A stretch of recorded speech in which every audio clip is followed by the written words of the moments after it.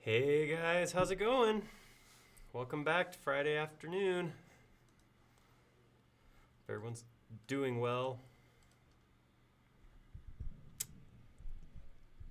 Hello, Hungary, England. There's something I think says hello, but it's in something I don't know how to read. So, Wales. Ooh. Not ooh, Wales, but cold, wet Wales as described. That was the ooh. That's less exciting.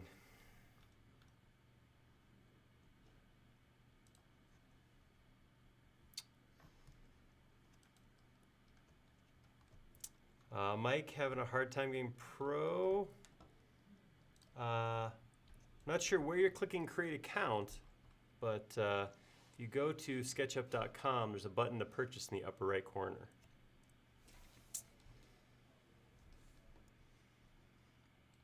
All right, everybody, we're going to give one more minute for people to get signed in, and then we will get rolling.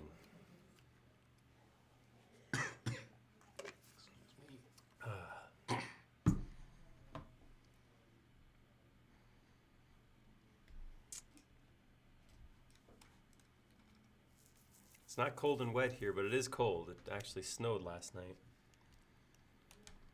And the not wet part is because it actually is cold and everything's not melting.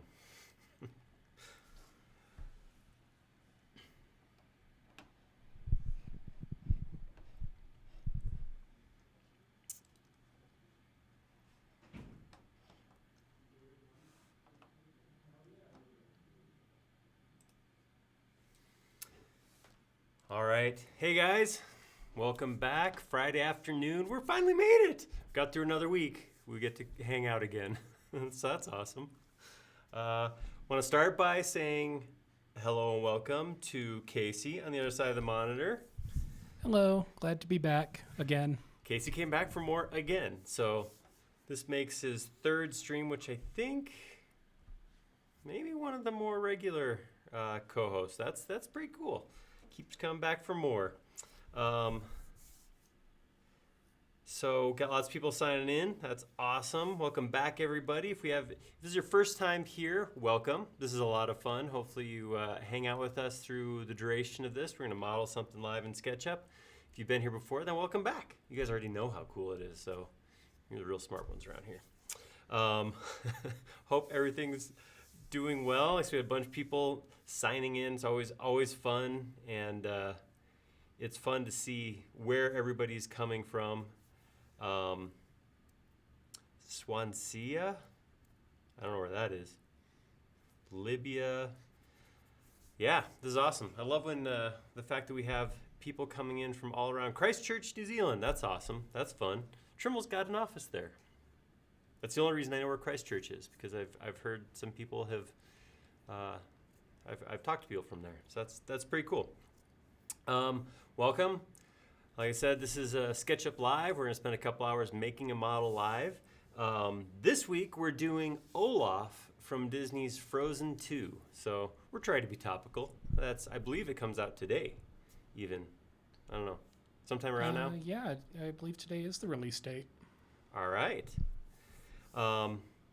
Steve Randall's coming in from the first time from Estes Park, just right up the road from here. So that's pretty cool. Yes, I am a bad speller, so I gotta wear this shirt. So, power in numbers or something.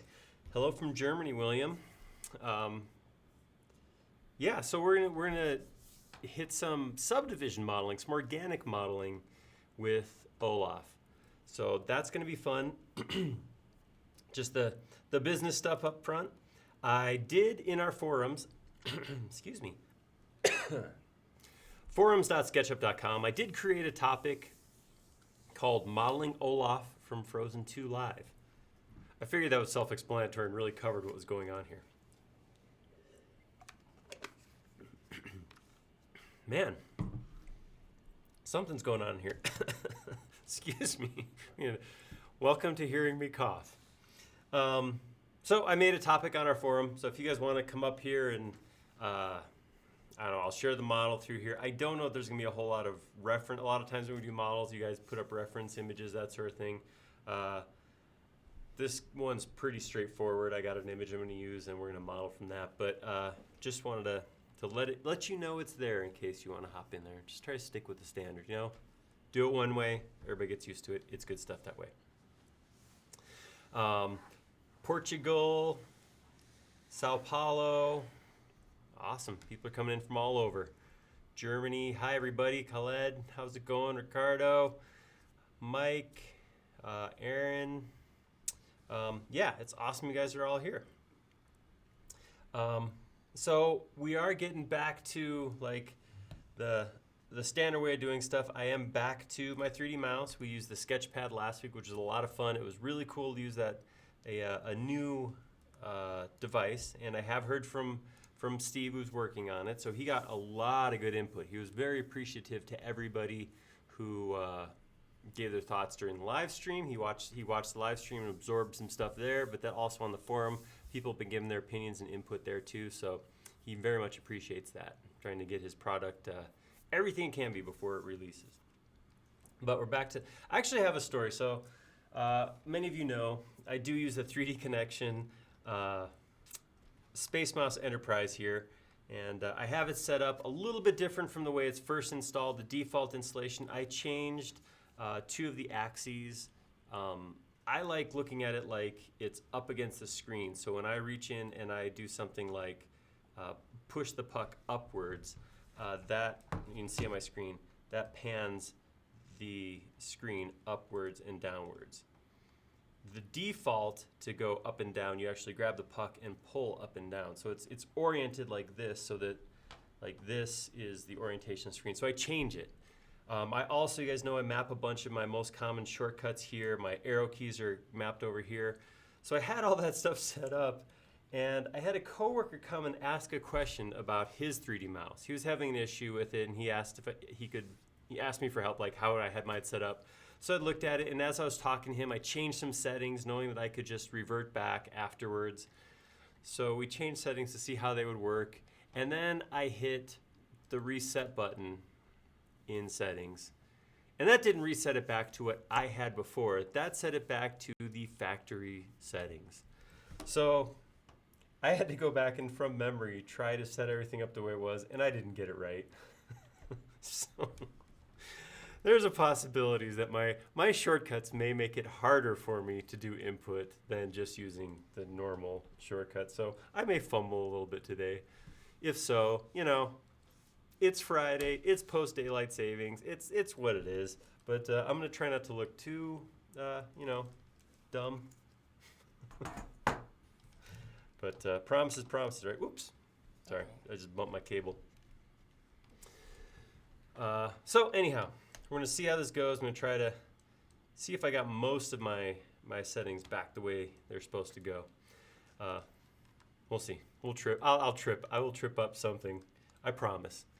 I guarantee you this. If nothing else, I promise I will screw something up at some point today.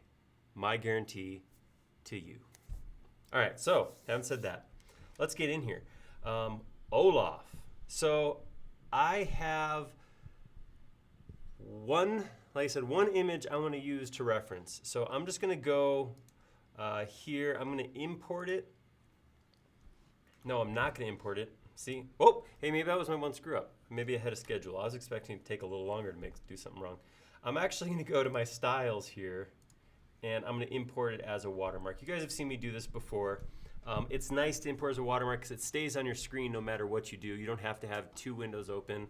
If I was on my normal design setup, at my desk, I have my laptop here, and then I have a large monitor in front, and a lot of times I'll use reference images one spot or the other so I can look back and forth.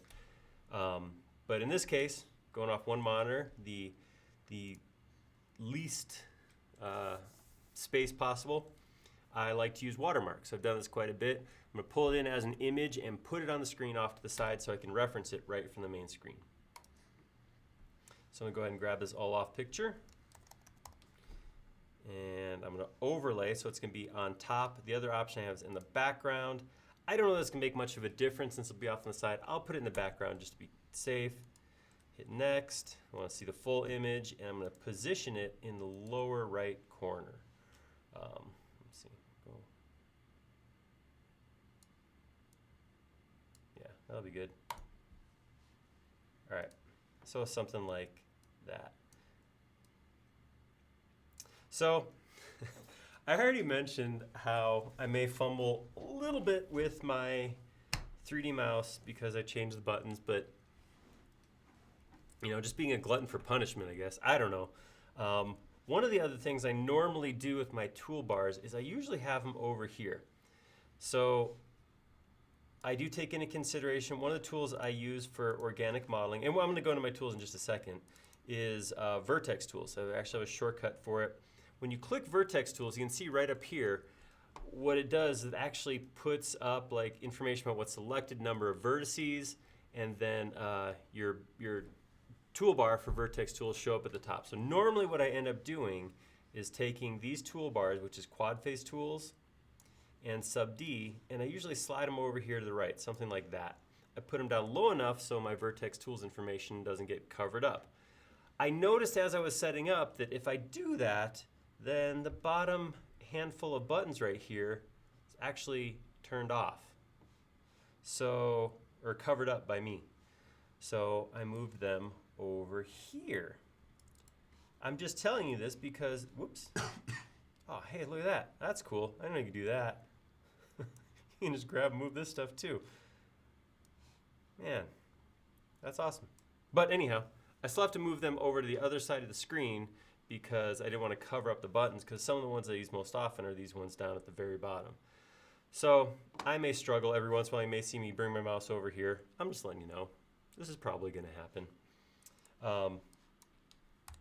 But having said all those things, let's just hop in here and start modeling. Oh, I just realized I did not turn on my key tracker. So let's get that turned on. Let's check. Yay. All right. Now we're ready to do something. Finally. That's enough rambling. Time to model. No more excuses. All right. So we're gonna, hey, a bunch of highs came in while I was rambling about stuff there, including some hellos from Spain. Hey, Andrew. Wow, lots of people came in. I don't want to exclude anybody, so I'm just gonna say hi everybody who made it here. It's awesome to have you all here. I'm so excited. This is gonna be fun. Maybe it'll be fun. No, I'm pretty sure it'll be fun. Okay. So what we're gonna do is we're gonna model this guy right here. And I'm just gonna throw this out. Somebody's gonna go, you know, you could model a lot quicker in ZBrush or blah, blah, blah, blah tool, whatever. And I know there's different tools out there for different kinds of modeling. SketchUp is not inherently made for organic modeling. There are other tools to do it. I totally get that. But what I love to explore is what you can do with a tool outside of its core functionality. How can you push a tool in what it does to make it do something a little bit more? And that's kind of where I go with this kind of modeling, with organic modeling. I know it's not, core SketchUp's not, or you know, basic SketchUp is not an organic modeler. You do have to use extensions, that sort of thing. But I love that you can take it and you can push it with those tools. So that's exactly what I want to do. So the tools I'm going to use are from TomTom. TomTom's an extension developer. Casey's going to throw some links up as we go through these tools. And just to show you the different tools I'm going to use. There's 3 sets of extensions I'm going to use primarily. They're going to be Sub D. Sub D is the tool that takes a quad-based model and smooths it. I'll highlight how exactly that works as we get some geometry in here. We're going to use Vertex Tools. Vertex Tools is a cool tool that lets you move the points of a model rather than the surfaces and faces and edges. So normal SketchUp works off faces and edges. With the Vertex Tools, you actually move the points. It's a nice way to do it because one of the things Vertex does is it maintains quad geometry. So as you move stuff around, it makes sure that you have subdividable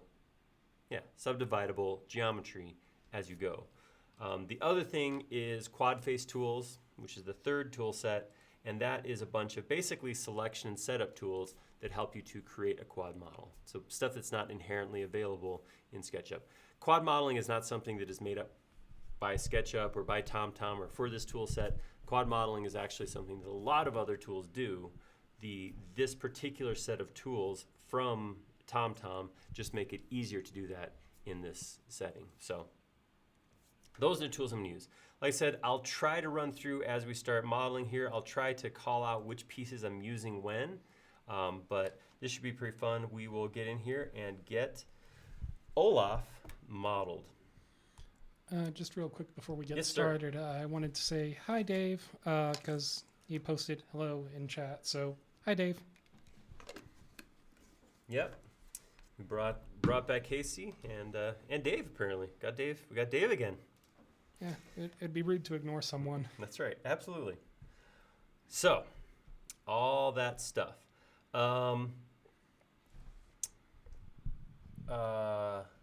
Let's look at, so when I look at Olaf right here, I think what I would probably do is, depending on, there's a couple ways we can model him. So when I've seen subdivision models, there's been a couple different ways that I've seen them modeled. One way to do this is to model separate pieces. So I have a snowball here I could model, another snowball here. These kind of snow lumps, I don't know, they're not like gumdrop shapes for his legs. I could model each of those as 4 different pieces and just lap over each other. That would work. The other option, of course, is to go in and model all the geometry as one piece and then just crease it.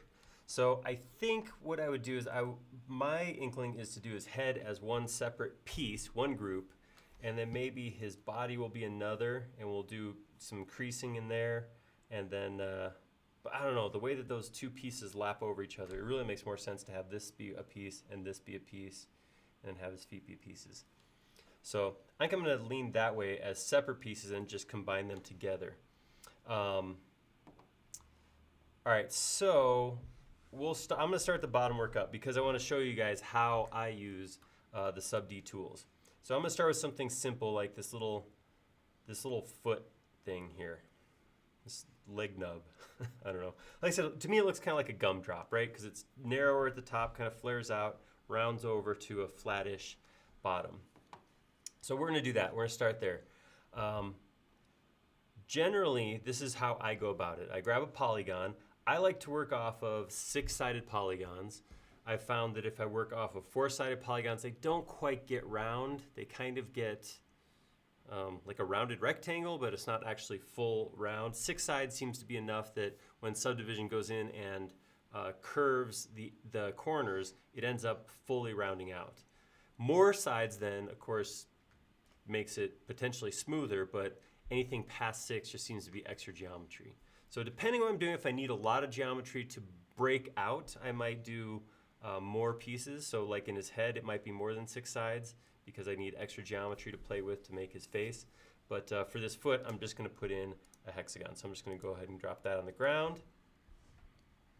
I'm going to take that and I'm just going to pull it up. All right.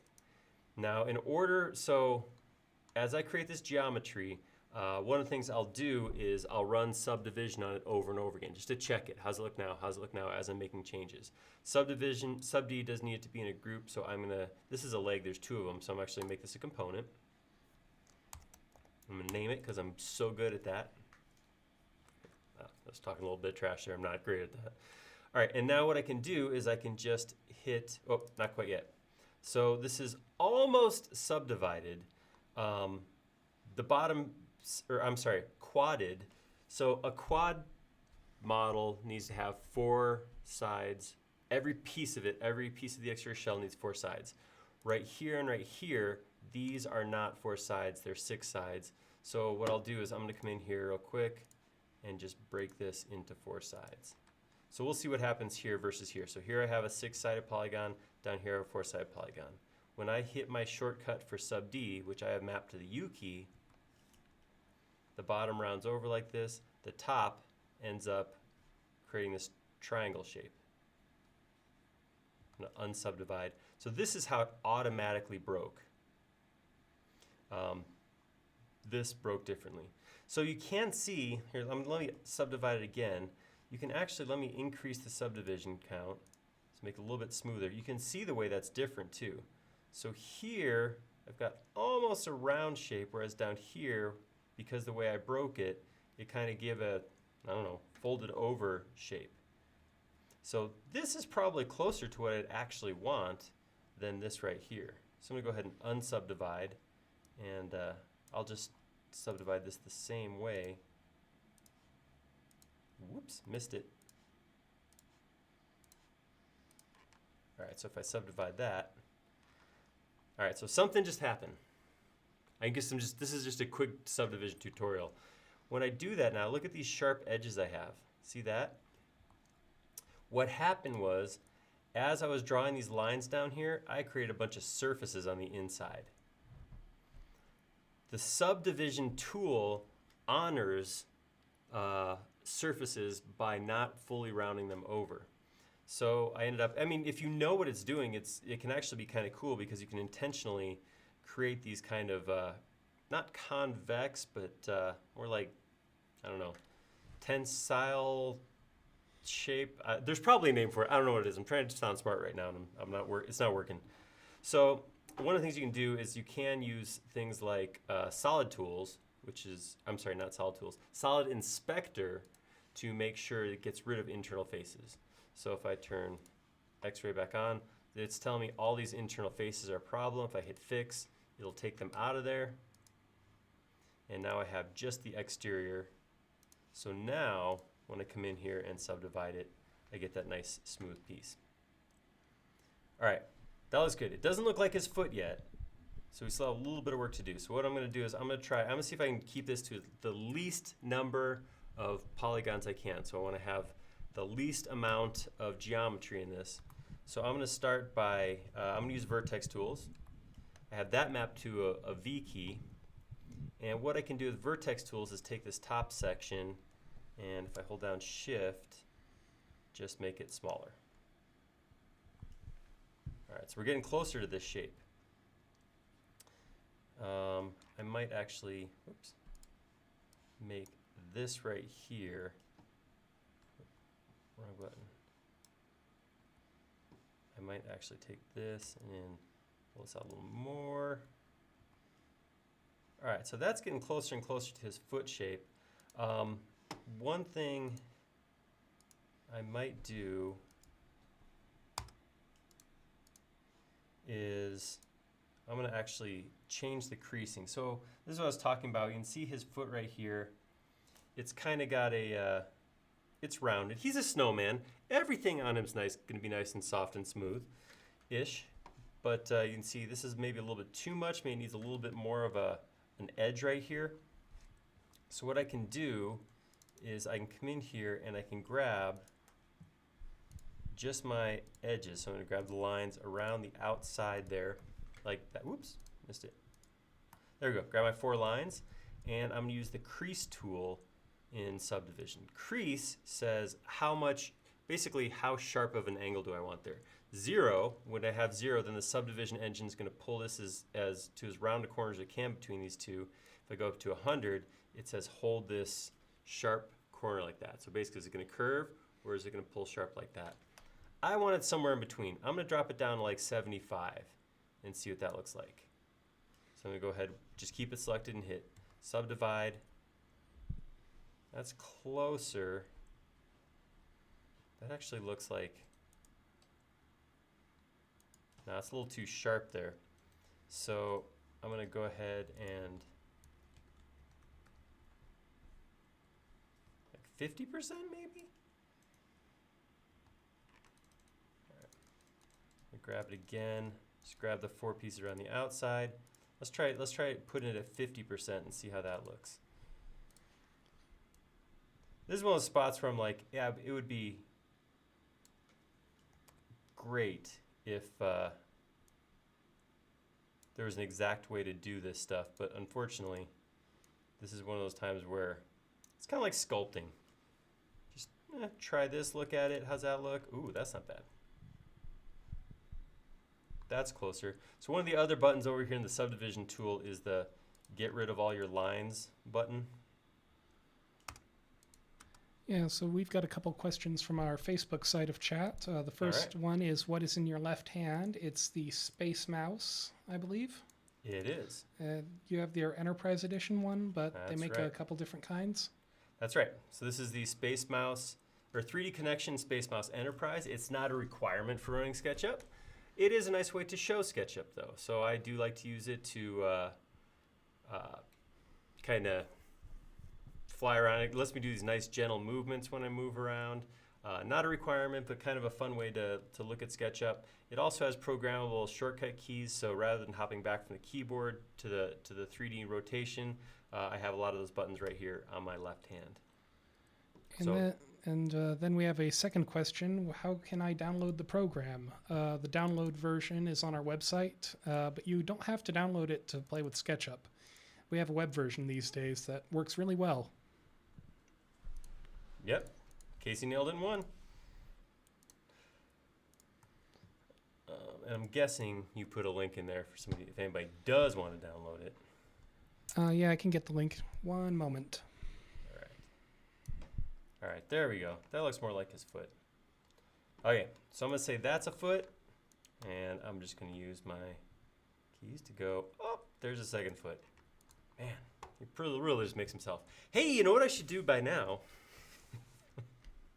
Being as I've got how long have I got into? About 10 minutes into modeling. It's probably worth saving. So I'm going to go in here, File, and I'm going to save this to my desktop as Olaf. Because you guys know how I feel about saving. It's good stuff.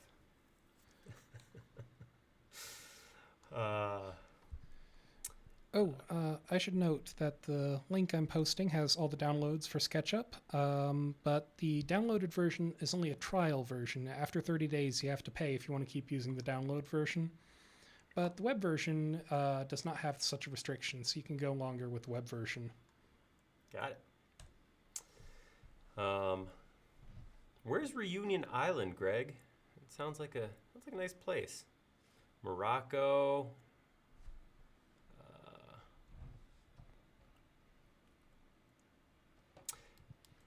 Torsten is saying hi. How is the Porsche model coming, Torsten? Hi from Egypt. Do I teach modeling and rendering on SketchUp regularly? This is as well. Regularly, we're here every Friday doing a live model. Most of the time, we won't be here next week because of the holiday. But we also do release on our YouTube channel. We release videos showing SketchUp stuff on a very regular basis. So if you do want to keep up with our regular training, you can check that out, or check out our campus. It's a great way to learn SketchUp as well. Yeah, I also want to give a shout out to the forums. A lot of very helpful people, especially our SketchUp sages. Very good people. And SketchUp channel I found on YouTube, the SketchUp Essentials, is actually really quite good. That's great. Yeah, that's Justin Geis. He is awesome. He does a great job of showing SketchUp, and he does a lot of extension stuff. So he also has a second channel too, which he calls the Rendering Essentials, I think. Yeah, I think that's right. Where he talks just about rendering. So yeah, SketchUp Essentials is a great spot. All right. I'm going to try to make his body from an 8-sided polygon. I'm going to go ahead and pull this up. And what I'm going to do is I'm going to actually pull it up. I'm going to use the modifier key to create multiple segments. So I'm going to create something like that rather than having just one. One of the things that happens when you use standard push-pull is same thing we saw before. It actually does create surfaces. So this created a surface inside each of these. So I'm going to just kind of pop my head inside this surface and delete and delete. And then there we go. So that's what I got on the inside now. If I take that, again, I'm going to go ahead and make that into a component. And I'm going to call this his lower body. If I just hit subdivision right now, what's going to happen is this non-four-sided, non-quadded geometry is going to get the same star pattern. It's going to pull lines across and make it into a bunch of triangles. So I'm just going to go ahead and do it. I'm going to see what happens, see how it looks. Okay, that looks okay. Increase. Obviously, it looks like a softened cylinder. It's not quite the shape we have here. But I think I can work from that. One of the options, of course, is to go in and change how this is broken apart. So if I'm going to undo that. I'm thinking of different ways to divide this shape right here. Because I could. No, you know what? I'm just going to go with it. I'm gonna go ahead and work with this shape. All right, so his body looks like it kind of tapers up a little bit. So I'm going to grab this top piece right here. I'm going to use Vertex Tools with Shift to kind of make it smaller. I'm going to do the same thing on the bottom, but not quite as drastic. I'm going to use Vertex Tools again to Shift, bring it down a little bit. It's actually not quite symmetrical, so I'm going to pull this down like this. Maybe I'll bring that out a little bit and hit Subdivision. So we're getting close to that shape. It is a little smoother up here. It goes in a little bit more, so I'm going to do that again. I'm going to grab this shape right here. This is a Vertex Tool report. Usually when I start getting that error message, the best thing to do is to exit out of there. Vertex Tools is trying to tell me something went wrong, but I don't have a way to, I don't know. I guess I could report it and tell Tom what happened live, make him feel bad about himself, but I don't want to do that to Tom. I like the guy. I'm gonna let it go. All right, so I'm gonna take these ones right here, Vertex Tools again, Shift to shrink those down even a little more. Do the same thing here. And just Shift, drag that a little bit smaller, Subdivide. Okay. Oop, I overshot there, didn't I? Because I kind of gave him a little bit too much. So this is a big part of subdivision modeling, is grabbing this geometry, moving it around. So actually, I think if I move it up like that and subdivide, there we go. I think that's pretty close to what we got there. Something else you may notice is that I do there's actually different smoothness divisions you can put in there for subdivision. So the first one is the least divided, least smooth, the blockiest. So you can see here, this is what happens. So if I unsubdivide, this is a shape I'm working with. When I subdivide it, it's breaking this. I turn hidden geometry on. So you can see the way that it comes in and smooths stuff out. There's a button on a subdivision tool that lets me increase the number of subdivisions. So you can see it gets smoother that way. I can go all the way up to 4 times, and that's going to give me real smooth geometry. But generally speaking, so you got to think about this. Every time I increase, what it does, so this quad right here, this is a quad. It's 4 sides, and then it's got a hidden softened line breaking it. When I hit plus, that one square, or that one rectangle, changes into 4. I hit plus again, each of those 4 turns into 4. So every time I increase, I'm making 4 times the geometry. So this is why when I do most of my work, I want to do it out here in the least dense mesh, because the quickest, it subdivides the fastest, it puts the least demand on the processor, the GPU or the processor to go through and make that mesh. But once it's where I want, if I increase, this is what I'm going to want to send to a renderer or something like that, or export for printing, because this is the most high fidelity thing that I have. So I'm going to go ahead and maybe I'll leave it out to, so that's the max. If I bring up this subdivision, I won't leave this open because it takes up too much space. So I can get all the way up to 4 times, or I can drop back down to 1. So that's my options. So I said, generally speaking, I'll keep it low like this. I actually didn't do this one. Keep it low like that, and then we'll increase the subdivisions at the end, just before we export this or wherever we're doing this with this in the end. All right. So there's my Olaf thus far. Save. I think I've cut you guys off. I haven't seen any. Oh no. JDCAMC did tell me to save about 10 minutes ago. I didn't notice. Let's see, that's my, I was getting cocky. I'm like, ha, ha, ha, ha, ha, ha. I saved without being reminded. Nope. All right. So his upper body, I like that. Vitali is saying extensions and add-ons are cool, but I prefer to use SketchUp Raw to challenge my genuine skill. Nice. Yeah, there's nothing wrong with challenging your genuine skill and stuff, but extensions are there to make your life easier. I used to be the same way for a long time, and then I realized extensions were there to help me. I'm with you. I mean, we've done that here. We've seen how far we can take just straight modeling, and yep, absolutely. I like to challenge myself and try to do, native tool models all the time. Do several videos we've done that have been, how do I do this with just native tools? Totally. I'm with you. That's cool. Yeah, it can be a ton of fun. It can. But at the same time, I do enjoy my extensions also. All right.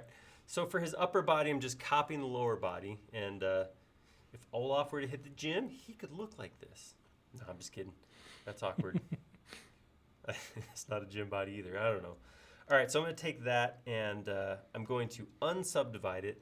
I want to, actually, first thing I want to do, I'll leave it subdivided, and I'm going to make unique, because I want to start with a copy of the geometry from below, but I do want to make this its own component, because I want to unsubdivide it. Whoops. Without messing with the lower section. Whenever I go in to start modifying geometry, I do want to go out to the unsubdivided first. So I want to come out to my raw geometry before I start making changes, because that's going to definitely simplify it. You can go through and make changes to the subdivided mesh, but if you unsubdivide, you potentially lose that geometry change. Hey, Dwayne, thanks for sharing. And welcome.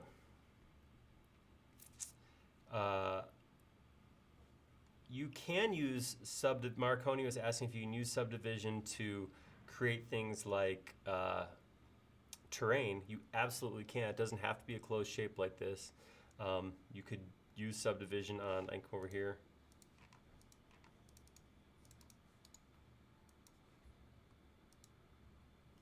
I guess there's really nothing to this, so let's here make.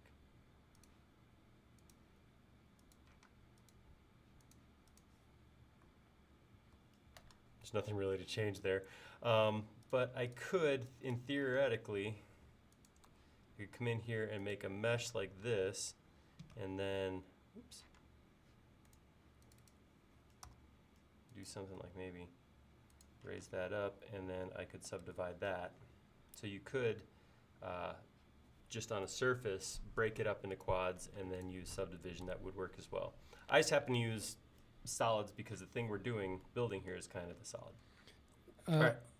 Also on the topic of terrain, I just wanted to mention SketchUp ships with a special tool called Sandbox Tools. That's in the Pro version. It's really good for doing terrain. It is. That is a great tool. Just wanted to give that a shout out while we were on the topic of terrain. Absolutely. It's even smaller than that. So at this point, I'm just using, I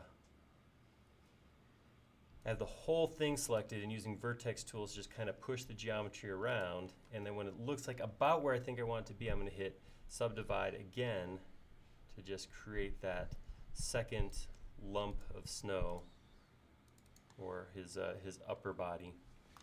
I think I'm going to make it a little bit, just a touch bigger. So I'm going to go ahead and pull it out this way, pull it this way, subdivide again. All right. I think that looks pretty good for where I want to go. I'm gonna save again. All right. If you make a cone shape and apply sub D to it, will it keep shape? I don't know what you're asking, but I think I have kind of a clue to where you're going. Maybe. If I was to do something like this, so I'm going to make just a quick cone shape. I'm going to take this, follow me with this. All right, so if I was to take this shape right here, you see that empty cone, make it a group, and subdivide it, I'd get that. And as I increase the subdivisions, it's going to get smoother and smoother down to that. So there you go. That's what happens when you subdivide a cone. One of the things to note here is, see the ground, the geometry, it's flat right here. As I subdivide, it stays flat to the ground. If you have a shape like this that's open, it will always stay flat. So it treats this as 100% creased all the time. If I unsubdivide real quick and then come in here and close the cone, so now it's closed on the bottom, without any other changes, and I hit subdivide, watch what happens. It pulls that bottom portion up. So it doesn't keep it flat at that point. So that's just something else to keep in mind. The other thing is the point up here at the top. What subdivision does is it looks at your surfaces and says, as they meet, it figures how to round them together based on the span here to of this quad compared to this quad. So based on how close these two quads are together, it's going to change how it creases. So when you have a super sharp point like this, it's going to start to pull down, but I'll never get like a nice rounded end there with a big point like that. I'd have to grab that and pull that point down if I wanted to round that off. So no matter what I do, I'm always going to have a little bit of a point. Looks like I made like some kind of a nut or something. Yeah, it looks kind of like an acorn of some sort. It does. Maybe I gotta remember that for when we do Olaf's nose. I guess I should say, fine, I'll save again. Jeez. Just kidding. Thanks for, I always appreciate the reminder. You guys know that. I'm just kidding. Is anybody excited about Frozen? I'm just curious. I just realized that, when we did this before, we did it for like Star Wars. We were, spent the first 10 minutes just geeking out on it. So I feel a little bad, like I skipped over the opportunity to celebrate Frozen's upcoming release. I saw the first one, and yeah, me too. It's a good movie. I can't say I had any real strong opinions. It was good. I like animation. Everything Disney does is, by default, generally a pretty good thing. So I thought it was cool. I do like 3D model. Well, obviously, I 3D model stuff. So 3D animation falls right in that. I enjoy that. Marconi's kids are. That's good. Yeah. When my youngest daughter was young enough that she was, she was singing Let It Go and that kind of thing when it came out. She's a little older now, so I probably won't have to suffer through that as much. Will you model a cute little Yoda? Yeah, have you seen the new Yoda from The Mandalorian? I have. It's adorable. I have. My family and I got Disney Plus because of I'll be totally honest, because of The Mandalorian. I was stoked about The Mandalorian. I was excited, looking forward to Jon Favreau's doing it. I figured it would be a win, and it was. It really was good. But man, my kids were so happy about that little baby Yoda. They just, oh. There's that scene where he's waddling up to the Mandalorian, trying to help him. Oh man, it was just so funny. I thought they were going to die from just laughing at how cute he was. Yeah. So yeah, maybe a little, I don't know that I could go, you guys notice that, this guy right here, he's not swimming in detail. Baby Yoda's a little more, a little higher detail. So we'll see. Maybe. Hey, Eric. Welcome to the show. All right. So before I go any further, I'm going to get some lumps of coal on here. One of the things you notice about his coal is they're not perfect circles. So this would actually be pretty easy to subdivide something like this. So make it a group temporarily, subdivide that, and I could take that right now, plop that right on his chest, and then just, move it out and rotate it and call that his coal. That would work fairly well. Oh. I could do that. Oh, wow. Sounds like Ellis from the YouTube side of chat is going to the 4:30 show of Frozen 2 today. All right. With 13 other people. Whew. You and 13 girls? Did you lose a bet, Ellis? Did you? Make sure you tie them all together. You don't want to lose a kid at Frozen. Oh, man. Christopher Moran got forced into this stream by his laptop, it sounds like. Sure you do. You know you want to hang out with us, Christopher. You got nothing. If you want to hang out, great. It's always interesting stuff. That's right. Okay, so I was saying this would be an option. I could do this as my lump of coal. When I get done, I could color this gray. But as I go in here and I increase the fidelity, that's a button. That's not a lump of coal. That is a straight up button. That's too pretty. It's too perfect. So I'm gonna back this off. I'm gonna go to my lowest subdivision, and I'm actually gonna unsubdivide. So one of the things I want to do, what I could do here is I could play with this geometry a little bit, see if I can nasty it up a little. So what I might do is I might grab Vertex Tools. When I click Vertex Tools with nothing selected, it just shows me the points. And now what I can do is I can grab these individual points and I can start moving them around. I can grab this point in the middle, maybe pull it out so it's slightly off center. And then grab this point, pull it to the side. So one of the things to remember that as you do subdivision modeling, everything needs to be a little more extreme because when you hit sub D, it immediately grabs the surface and reels them back in. So I don't want to just do these little tiny adjustments. I want to go like twice as far as I think I have to get that adjustment. So let's see what this looks like. So I'm looking for something a little bit off of a standard circle. So if I subdivide that, that's better. That's a lot better. So if it's not a perfect circle anymore. See, as I increase fidelity, as I increase the smoothness, it looks all right. It's good, not great. I want more. All right, so maybe some more things I could do here. One thing I could do is I could come in here, use some quad face tools. So grab all these lines that go around the circle, and I'm going to hit this button, which I can never remember the names of them, Connect Edges tool. And what that will do,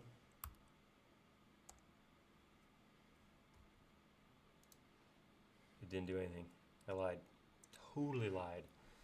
All right, that's nothing. I don't want that anyhow. All right, so maybe I'll do something like grab this line right here, and we'll change that. That's going to give us a little more of a off-centerness.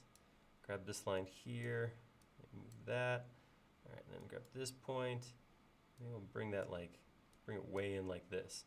All right, let's try subdividing that. There we go. Now we got a lump of coal. Something else to consider, again, as I increase fidelity, it's just going to get smoother and smoother, which isn't a bad thing. I mean, this is a cartoon character. He is, like I said, made of snow. There's not jagged edges on here by any means. But something I could do is I could come in here and grab a couple of these lines, like maybe like that, and then maybe a couple of these edges right here, and I could use crease to not put a huge crease on, but maybe like 30%, and then subdivide that.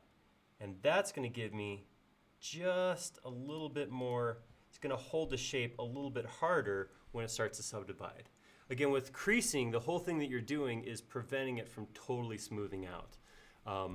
That's where, I mean, the whole idea of subdivisions gets smoother and smoother and smoother. So doing this is going to let me get that little bit of random shape that I want. We've got a question from All the right. YouTube side of things. What is the plugin that moves the axis or moving axis maybe? I think it was one of the Vertex tools you were using. Yeah, so when I select geometry, I'm going to back this guy down all the way. When I select any geometry, so I'm going to come over here. So if I hit Vertex Tools, what Vertex Tools will do is it'll pop up the UI up here in the upper left corner, and it will give me all the points in context right now. So that's what these blue dots are. If I select any of those points, I get this widget.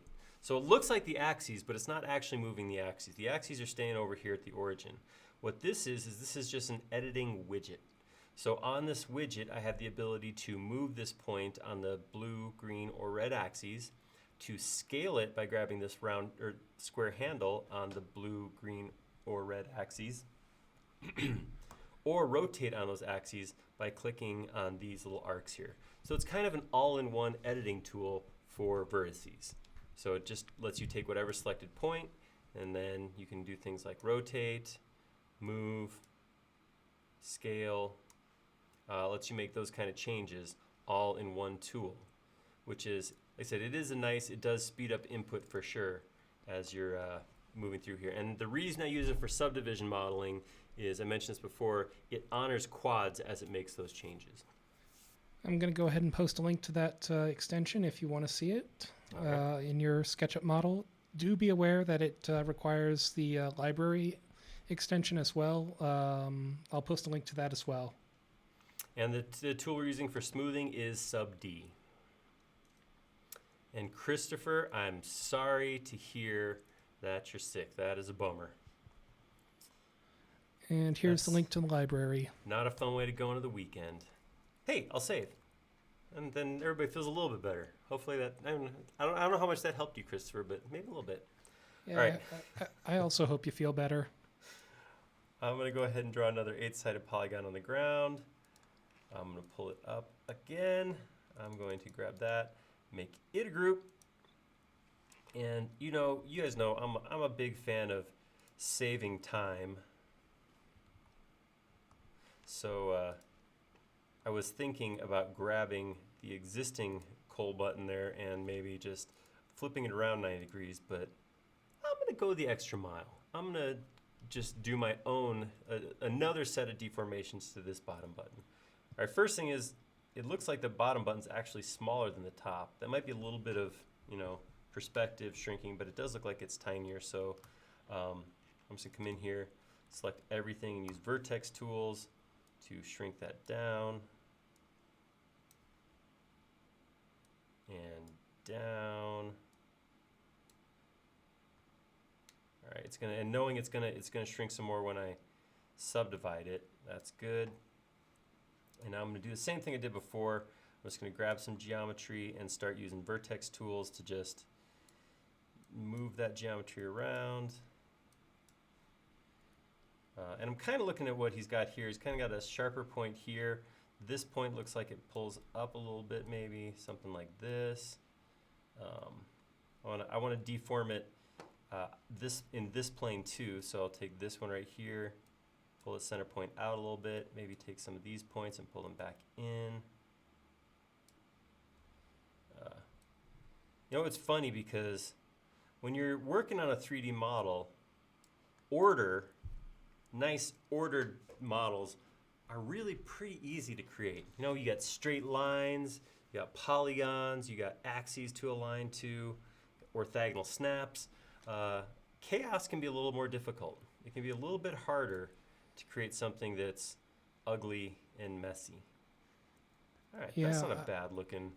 Personally, I find I have extreme difficulty when it comes to more sculpting things with 3D modeling than creating nice rigid structures.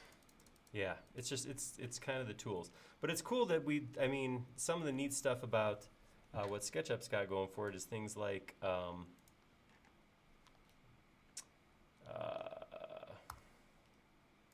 Christine Eneroth's Eroder, which is a really cool tool that erodes geometry, basically. Yeah, that's fantastic. She does amazing work. It is pretty cool. I can't remember how many extensions she has now, but there's a lot of them. Yeah, I believe she's one of the top 3 most prolific authors on our warehouse. She is. All right, I'm gonna take that and I'm just gonna use plain old ordinary scale about the middle, shrink it down a little more even, and we move it up just a touch. All right. Okay, we got another question. All right. What are the tools in the vertical toolbar? There are 2. Can you be more specific which one you mean? Do you mean the short one or the long one? Because those are 2 different extensions. So this right here, the little one on the left is the Sub-D toolbar, and the one on the right is Quad Face Tools. So Quad Face Tools I haven't used a whole lot yet. I'm going to use this in quite a bit once we get to the face. We'll use it more, but yeah, those are those two tools right now. I am gonna make it a little bit too small. All right, there's 2 of them. One more. I am gonna shortcut this one. I'm going to take this one right here, Option copy it right up here, and I'm immediately going to spin around 180 degrees and move it out like this, angle it back onto that chest, move it back in again, and then I'm going to do a little bit of editing so it doesn't look like the flipped version. So I'm going to come in here and I'll grab this point and use Vertex Tools to bring that back in a bit. I'll come to this profile here, modify that point and maybe this point, and then subdivide that. All right, does not look too bad. All right, looking good. Looking real good. Not bad. All right, so I'm gonna save that because I'm good at saving, you guys. Absolutely.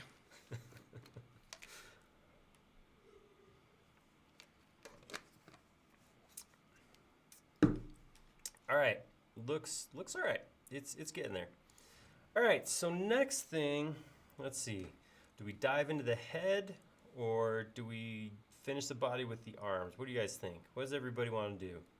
I can go either way, really. You know what? Actually, well, let me hear. Where do we go? Head first, arms first. Tell me what to do. Help me, lead me, guide me. I'm gonna do a little bit of creasing while you guys talk about that.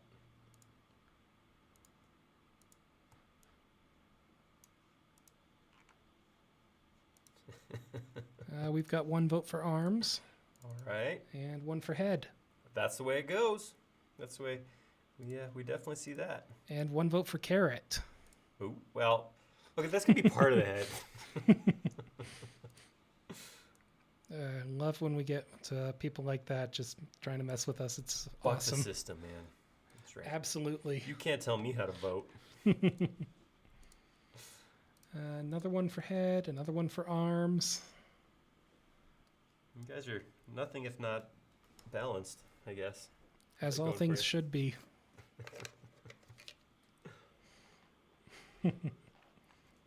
It does. It's kind of got a Stay Puft Marshmallow Man look to it. Hopefully the head's very distinct. I mean, even if you, I was just going to cover this up on my screen to see if you guys could see that, but I can't reach. I got to reach over there and push Olaf out. Here, we'll go like this. If we cover him up, cover up just his head, I mean, it's kind of a nondescript body. It really doesn't do much. Actually, if you look hard enough, you can almost see like a face, like maybe this is an eyeball. Another one here would, but it's definitely his head that makes him Olaf-y. We've got another vote for head, and head. Yeah, looks like Head. another 1 for head. And teeth. That's part of the head. Okay, we'll go for the head. Yeah, I think we're going head. All right, we're gonna We'll do all the sticks at the end because we got stick hair and stick arms. We'll do all that stuff later.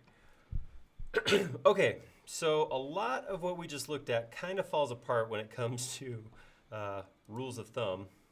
I'll show you what I mean when I say that. So I'm going to draw another rectangle over here, or octagon over here. Now, when I start pulling that up into shape, what I try to do is look over here and say, okay, how many pieces am I going to want? So vertically, how many rings am I going to want? And this is what I do for any of these complex shapes. I always start with a ring and start using push-pull to make divisions. As I look at this face, I'm going to hit the base right here.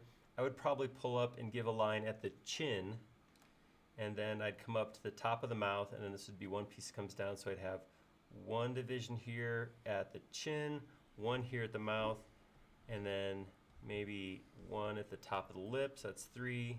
Another one here at the bottom of the eyes, one at the top of the eyes, one at the top of the eyebrows, and then the very top. So that's 1, 2, 3, 4, 5, 6, 7, 8. So 8 pieces total. So I'm going to push-pull this up 7 times to get that.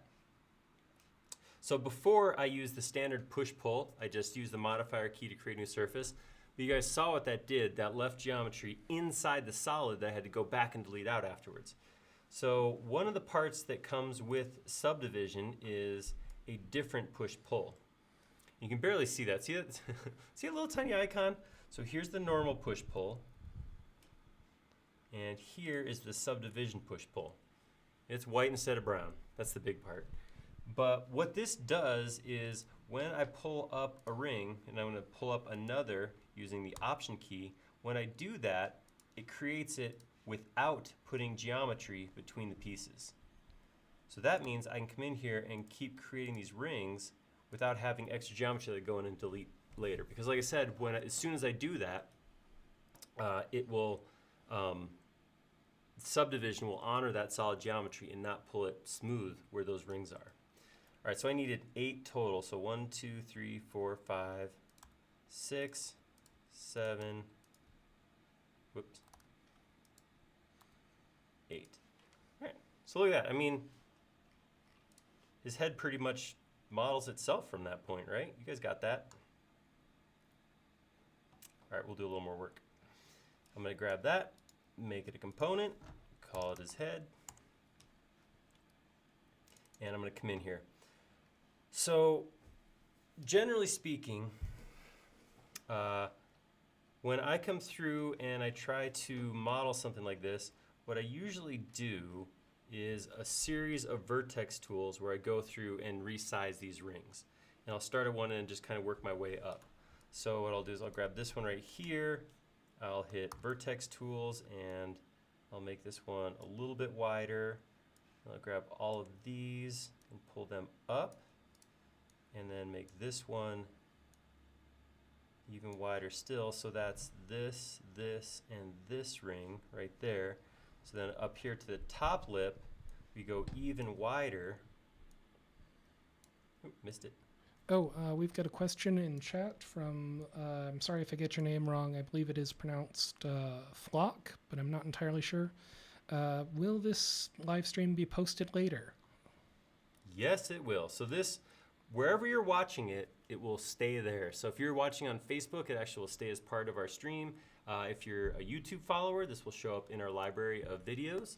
And if you are watching on Twitch with 3 other people, it'll hang out on Twitch for about 2 weeks.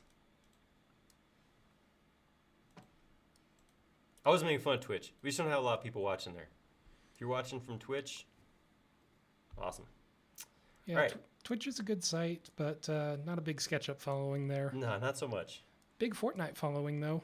Yeah, if maybe if we felt the urge, we could model something from Fortnite, I suppose, if we really were concerned about our... Everybody I've met from Twitch has been very, very nice, though. I it's a good community. All right, so you can see what that did. If I look at this straight on, I got that Olaf head shape. If I look at it from the side, I got the same geometry I started with. So I need to use my imagination a little bit here because I don't actually have a profile, but it's pretty easy to figure out. Okay, so where his upper lip is, that's right here. I'm going to use Vertex Tools again to kind of bring it out like this. And then I have his eyes, and then up here, I'm going to start narrowing it back down. And then up here, I'm going to narrow it down a lot. All right, so that's more of Olaf's head shape. Save. Of course. All right. So we got to that point where I've talked about this before. You guys know that I like the design process. I like making something, figuring out how things go together. I like the idea of just putting it all together. That's fun for me. That's why I do these streams, is because I get to show my thoughts and processes and how to use SketchUp. But there's always a point in every stream where I'm like, what am I going to do now? And this is that what am I going to do now moment. This is what it looks like. Okay, so I know that obviously this is a very basic shape. One of the things I talked about, I mentioned this already, is I want to minimize the number of polygons. I want to have, just as few pieces as possible before I subdivide, because there's some spots where I want to go put in detail. Look at this little curve right here where his mouth hits his cheek right there. That's the kind of stuff where I'm going to have to go in at some point and add additional polygons to make that happen. So my base model I want to keep as light as possible. There's probably an urge to go in and use like a 24-sided circle rather than an 8-sided polygon. I get where that thought would come from, but I really want to keep it as little geometry as possible, especially as I start. One of the things I can do to minimize that is to come in here, and some of you probably are already asking why I haven't done this already, and chop his head in half. It's okay. He's made of snow. It doesn't hurt him. All right. So if I do that, I can just go grab that, Option copy, right click, flip along the red axes. I totally knew that was going to work. And then slide it back over. Two reasons to do this. Reason one is it's less geometry to have to edit. Reason two is Olaf's head is symmetrical. I mean, his facial expression, obviously, he's in the picture we have, it's off to one side, one eyebrow slightly higher than the other, but really has a symmetrical head. So rather than doing all these movements I'm going to do and having to make sure I grab both sides of the head as I move any vertices, if I just do one half, then there's less likelihood that I'm going to disconnect something or break something. So I'm going to do half of it. Sorry. Aaron Powell just commented on YouTube about the new Tesla. And I'm laughing because I had a conversation half an hour before I came in here. They just, in case you haven't seen it, they just announced the new Tesla truck just got unveiled. And I went and looked at pictures of it, and somebody said, hey, you should model the new Tesla. And I said, well, what I'm going to do for the other 2 hours and 50 minutes, because that was my call, is it would take about 10 minutes. There's like 6 surfaces on it. So that was kind of funny. I'm sure it's all engineered very precisely and such, but it doesn't look like it. I bet it is, but my take on it was like, when you watch a sci-fi movie that was, made for FX or something like that, where they didn't have the high budget, and you could tell they just kind of built a thing out of steel and dropped it over their existing truck. Yeah. Like it's cool. It's definitely cool. Part of what I'm saying is probably coming from the fact that I know I can't have one, but yeah, me too. Anyhow, yeah. So Ahmed's asking, this over on the left is my Space Mouse Enterprise from 3D Connection. It's how I move around in 3D space. Not a requirement for SketchUp, but it is a nice option to have. And the extensions we're using are Subdivide, Vertex Tools, and Quad Face Tools, which Casey has linked to, and I'm sure we could link again. Yes, I'll go ahead and link the extensions as well as the Space Mouse page, in case you're interested in any of them. Do be aware that the extensions require the library as well, which doesn't do anything on its own, but is necessary for the extensions to run. All right. So here's the top level subdivision. It looks pretty good. I think we have to bring this portion of his head out a little bit, though. It's not quite jowly enough. There we go. I think that's good. And I'm going to come here on the back of his head. Pull this back. A little more distinction between the front and the back of his. Snowmen have skulls? I don't think so. I imagine it depends on whether or not it's a horror movie, as to whether there are skulls in your snowmen. Yeah, probably not so much in Frozen 2. You never know. Could be one of their darker movies. That's true. All right, that's looking good. I like this so far. All right, I'm gonna hop in and try to do his mouth. I don't know how I'm gonna do his mouth, so this is gonna be fun for everybody. I'm gonna save. I think what I'm gonna do is, there's a couple ways I could go about this. Talking before about as we were native versus extensions. So one of the things I could do, let's see how that subdivides. Oh no, be happy, Olaf. Oh, that's nice. One of the things we could do is we can come in here and subdivision, again, is just the subdivision tools are the tools that we're using are just running on top of SketchUp. It doesn't actually change how SketchUp works or the requirements of SketchUp. So I can come in here right now and I can actually draw some geometry right straight into SketchUp that I can build from. I don't have to use these tools. I can just use regular drawing tools. That's not a problem. I'm going to do this real quick before I go any further. I'm going to go hide similar components and get rid of half of this head real quick.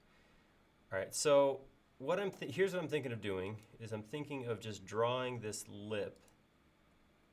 I'm going to come back on the green axes. I'm going to take that line. Let's see, how far was that? So if I come back 1 inch, go back 1 inch. And I'm going to go to each of these sides. I'm just going to 1 inch. Along the green axis, 1 inch. And guess what I'm going to do here? 1 inch. And I'm just going to close all of that up like that. That's starting to give me like the smiley face. And what I want to do is I want to get a little bit of a volume in here. You can see into his mouth. It's a cavity. So I don't want to just kind of fake it and have it flat right behind. I do want to pull that in. So actually, but I want to keep this lip. See that lip shape? So what I'm going to do is I'm going to come here and I'm going to drop down 4 inches. And then I'll go parallel to this line.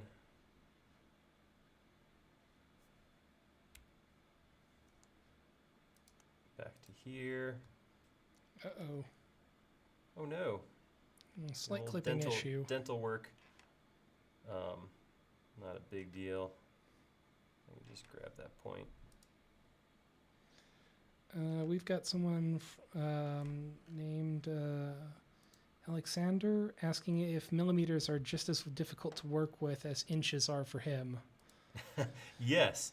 I've talked about this. I have no problem with millimeters. I'm not an imperial elitist, which I think is probably a character in Star Wars. It does sound like one. It does. Absolutely. The reason I don't use millimeters more often is because I don't really have context for it.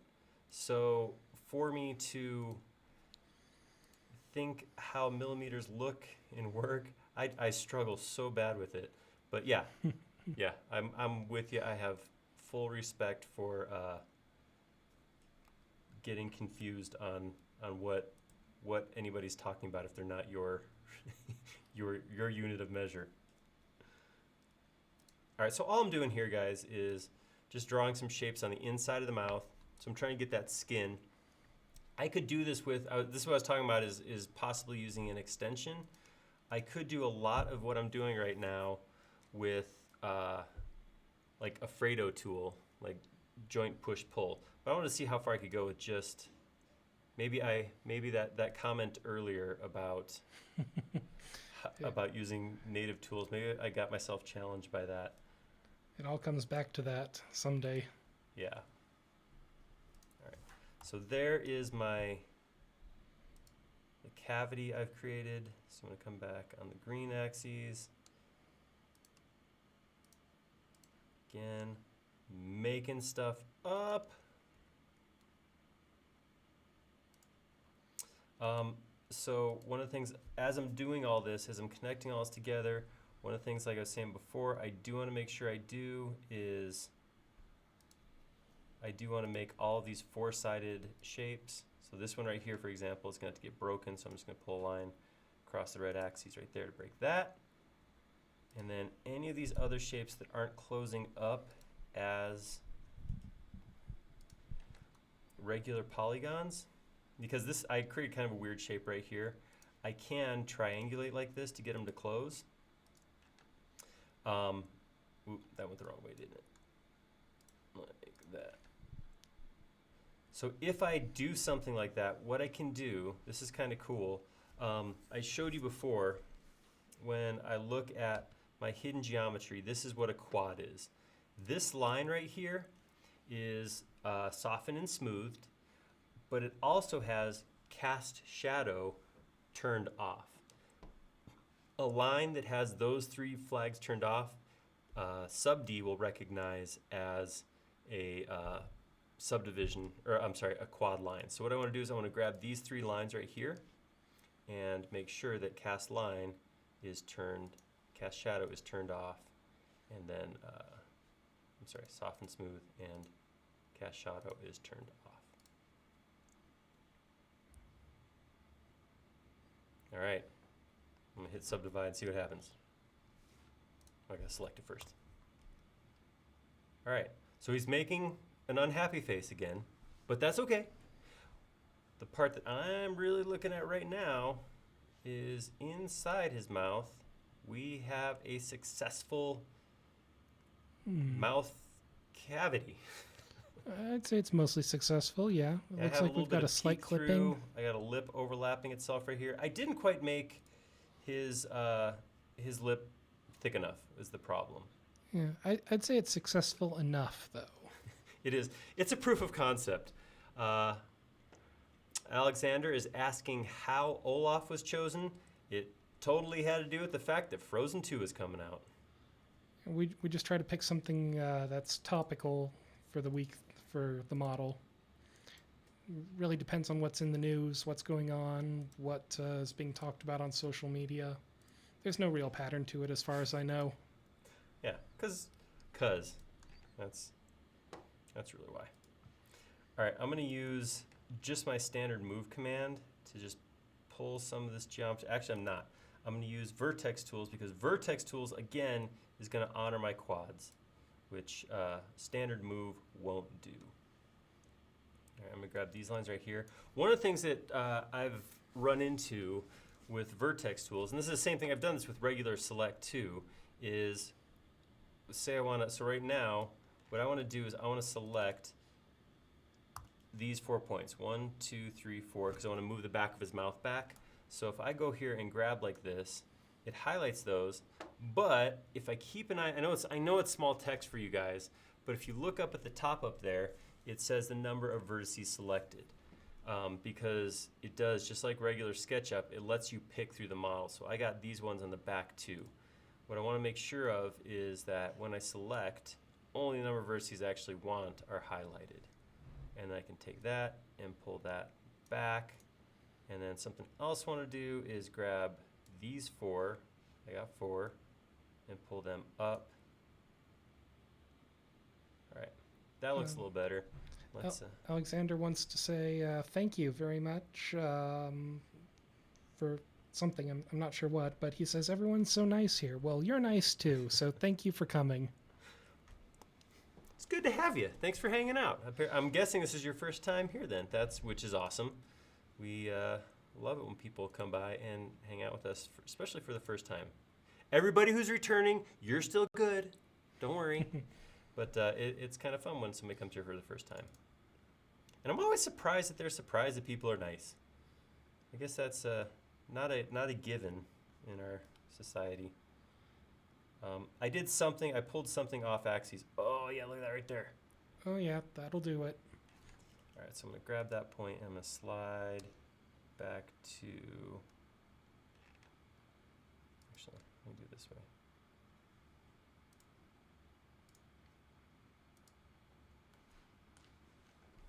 We've got a question. Was that window a bug splat? No, bug splat would be much, much worse. But it was an error report from one of the extensions. Yes. I'm going to create a plane real quick so that I can see where this line intersects. There we go. So now I can just stitch up this geometry where I broke it.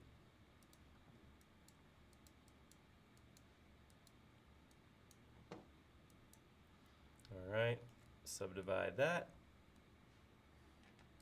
And I think I did the same thing at the top of the mouse. Yeah. Yep. That one falls 100% on me. I did that. Not in a good way. I'm responsible for that. All right, and now I can just... You know, I had an interesting thought occur to me when I was doing some design work earlier this week. I was working on an architectural model, and there we go, get rid of that too. I was working on putting some doors into walls, and one of the things I did as I was working on it like this, and then I kind of flipped it and kept working on it like this, and I worked with the wall upside down. And I just kind of kept working, and it didn't bother me that I was upside down. And I stopped to think, I'm like, what a cool advantage of 3D modeling.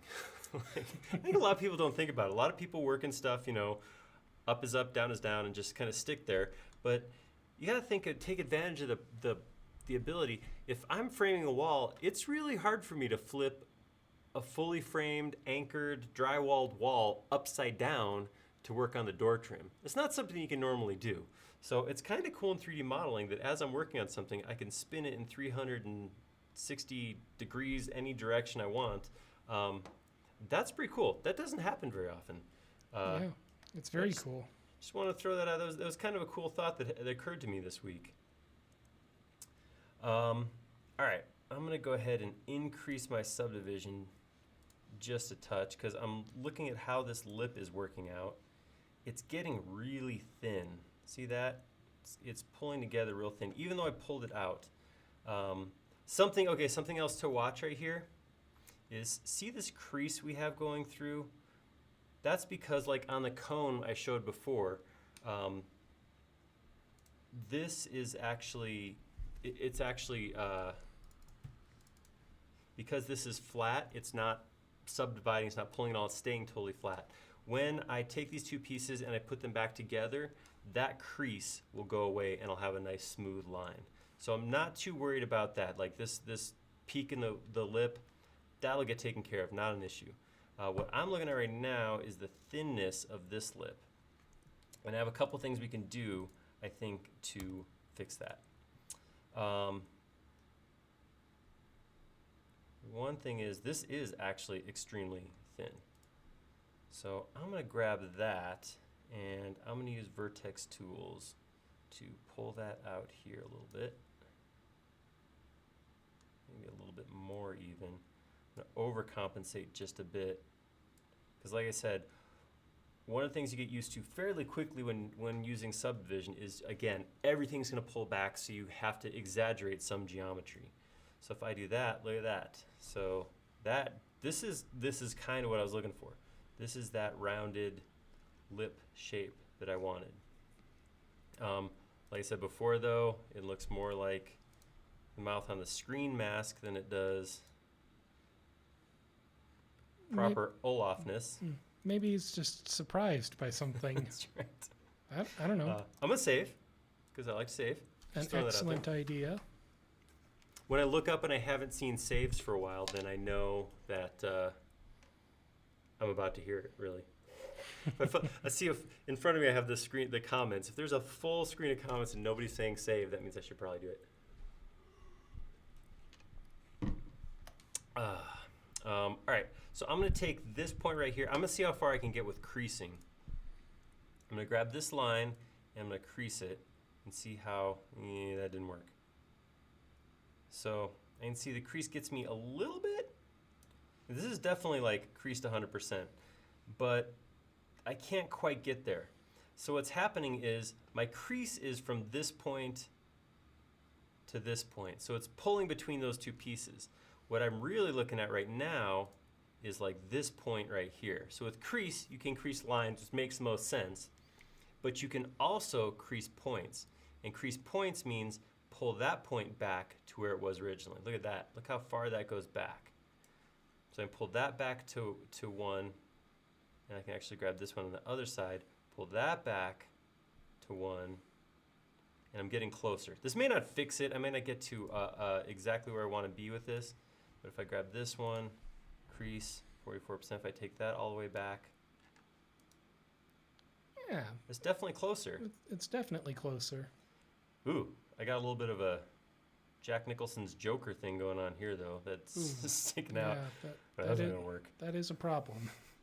All right, so I'm going to unsoften that. And here's where, this is what I was talking about before, where I'm going to want to go back and make changes to the model. The control mesh is one of the words that you'll hear, but this geometry before subdivision. So I'm going to grab that line, and I'm going to use Vertex Tools to push that up, back, and then back this way a little bit in hopes of getting a little bit smoother shape. Oh, quick question. Are Yes, you sir. sure you're plugged in? I think I saw a battery light or something. Is something, does that mean, oh yeah, I'm on 32%. Thank you, Casey. That's support right there, look at that. Let's get plugged in. Ooh, that's a happy noise my Mac just made. Food. Okay. So that kind of worked, but so what I might do at this point, no matter what I do with creasing, that sort of thing, I eventually come to a point where I have to modify the source geometry. Again, because subdivision, the Subd engine is basically taking this quad against this quad and against this quad and making the geometry. There's only so much creasing I can do to pull that where I want it. So when I get to something like a mouth like this, one thing I want to do pretty quickly early on is add additional geometry to give me more control over how that all softens up. So one of the things I might do right now is I might come in here and select the lines around his mouth like that, and then hit the, where is it? Connect edges? No. Oh, no, I could use connect edges here. So if I grab these lines like this, and I say connect edges, you'll see what it'll do is it'll put this extra loop around here. And this crease right here, 40, will actually let me, oh no, it won't, because I only have one. Never mind what I just said. I'm just going to go ahead and hit plus. And that'll create an extra loop there. So even there, without doing anything else, just by selecting 1, 2, 3, 4, 5, 6 lines and hitting connect loops then goes and draws a break to the middle of all those. Without just doing that, if I hit subdivide, you can start to see how that changed. I still have my super crease right here, so I can probably back this crease down a little bit, but you can see how that changed my geometry right there. I'm going to go ahead and modify that crease right now and bring that point down just a little bit so it's not quite so harsh. And then same thing with this line on the inside. There we go. Okay, bring that back down so it's not quite tearing his face apart. You can see how that is already much easier just because of that one crease right there. So yeah, something to keep in mind. I haven't nailed it 100%. It's still a little pokey right there. I might have to come in and, you know, I'm not sure which point it is that's causing me issues, if it's the line or the point.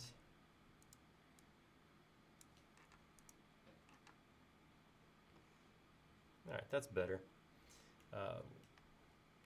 I can keep working this though. I can grab that line and vertex it. I just made vertex into a verb, in case anybody was wondering. I just verbed it. Maybe I'll bring this point back. This point again, we're off to the sculpting thing where I'm not really 100% sure how any of these changes are going to work, so I'm just adding them and then hit subdivision, see how that works. All right, that's okay. Uh-oh, this is an issue. A point come through the other side. Let's go ahead and grab that and back it on down. Okay, with a little bit of crease, but I don't want so much crease. One side of his face goes through to the other side of his face. All right. So I did put this additional loop in here. That's what that is called, that loop of geometry, which helped a little bit. But one of the things I'm still getting is pull from these two sides here. So what I may want to do at this point is I may want to actually add another loop of geometry around here, again, to control that subdivision. So there's a couple ways to do it. One of the things I'm always tempted to do is just hop in here and start drawing. But what I have to remember is if I try to draw, all these aren't just squares, they're all broken. So I can't just draw a line from here to here because you can see it goes through, it falls out of plane. So you do have to figure out, this is where things like quad face tools come into play. So what I want to do is I want to select all these lines right here and say, go in and cut those.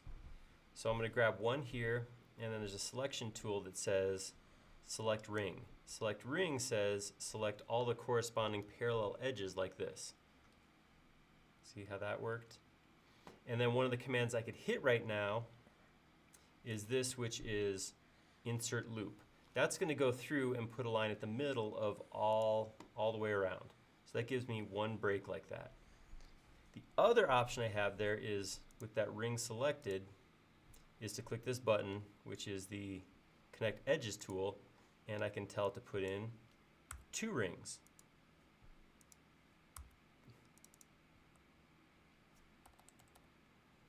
Oh, jeez. Uh-oh. I hit. Oh, okay. Let's try again. Escape. Get me out of here. All right. Select here. All right. Hit this button. Type in 2. Enter. So then I can do that, which is going to give me a much tighter, but it does put one at the top and bottom. If I want to get rid of the bottom one, I don't need this extra loop right here.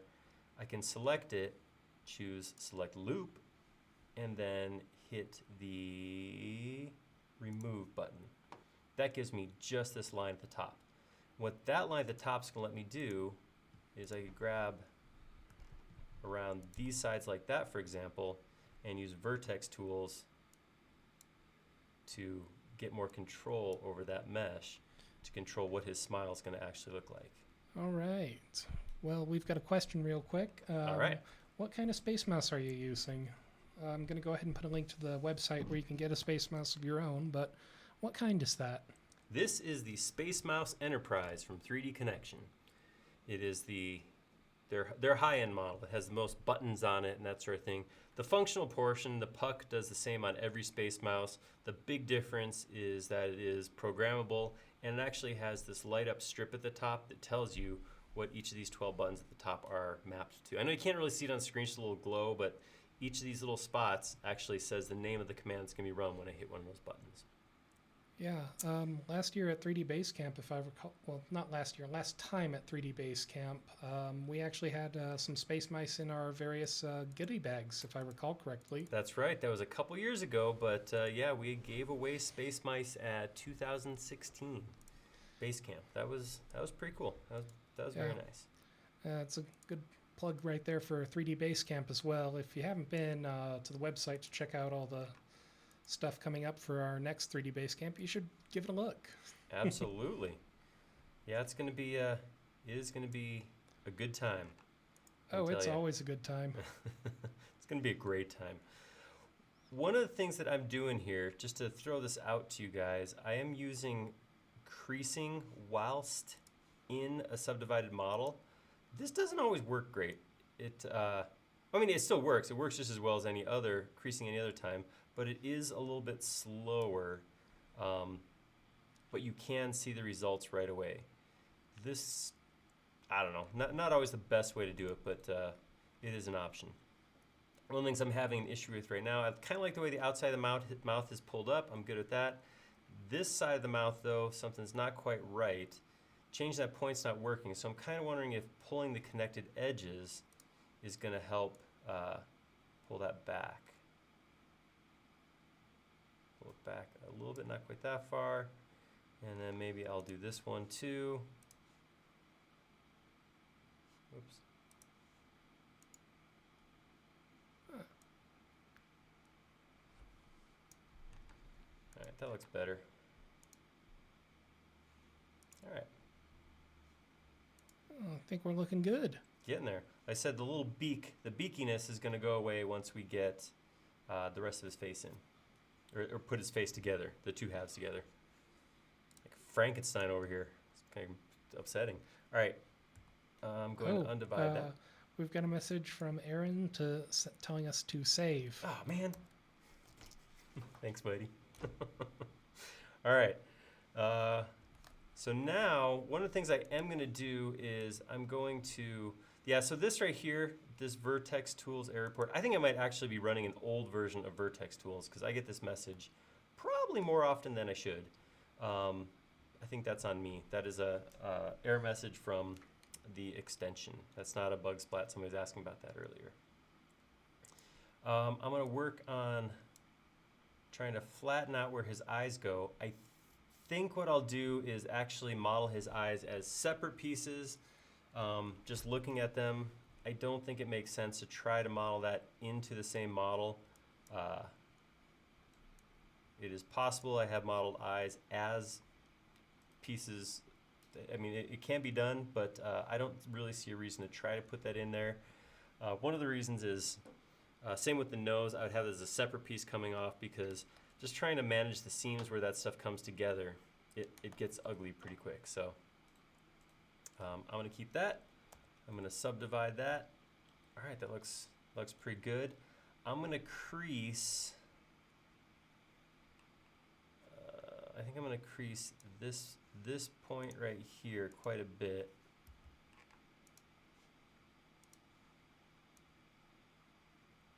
Like 80. And then I'm going to crease this one, maybe 40. Let's see what that looks like. So that kind of gives me that little bit of a shelf. Not quite exactly what I got going on right here. Maybe what I would do is grab these lines like this.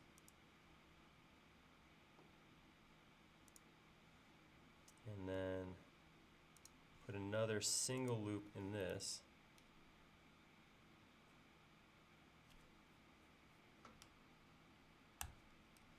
Again, I'm making stuff up here, guys. And maybe I will uncrease that and then crease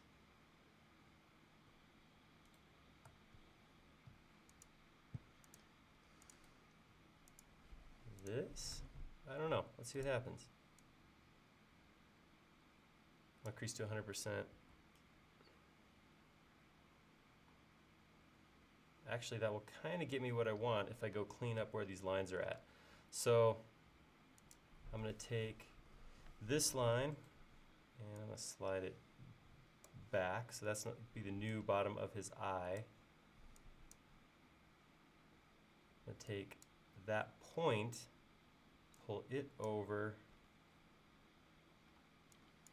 That part right there needs to go back. And again, this is like Casey was calling us out earlier. This becomes a sculpting process rather than straight 3D modeling anymore. Let's subdivide that.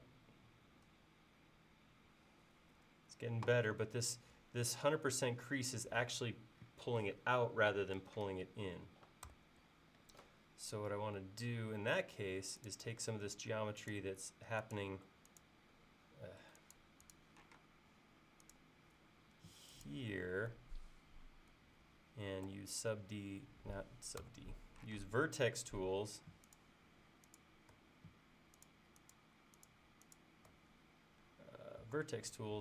to pull that out past where the crease is, because I want the crease to go in.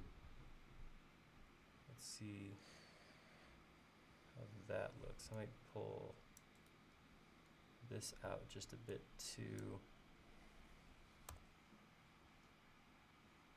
There we go. See, now we're getting that little crease in there. I think one of the other things I might do is pull it forward just a touch. Man.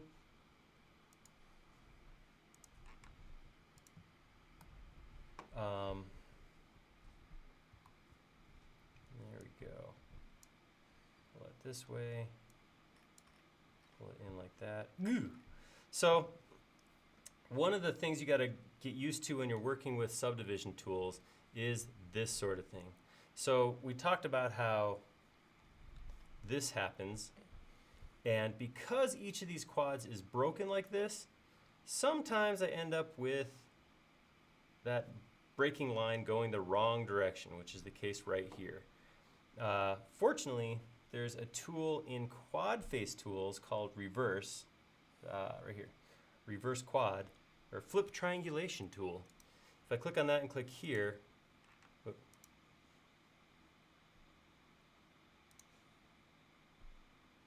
oh, wait. Uh-oh. I got a not a quad. Oh no. It's all falling apart. All right.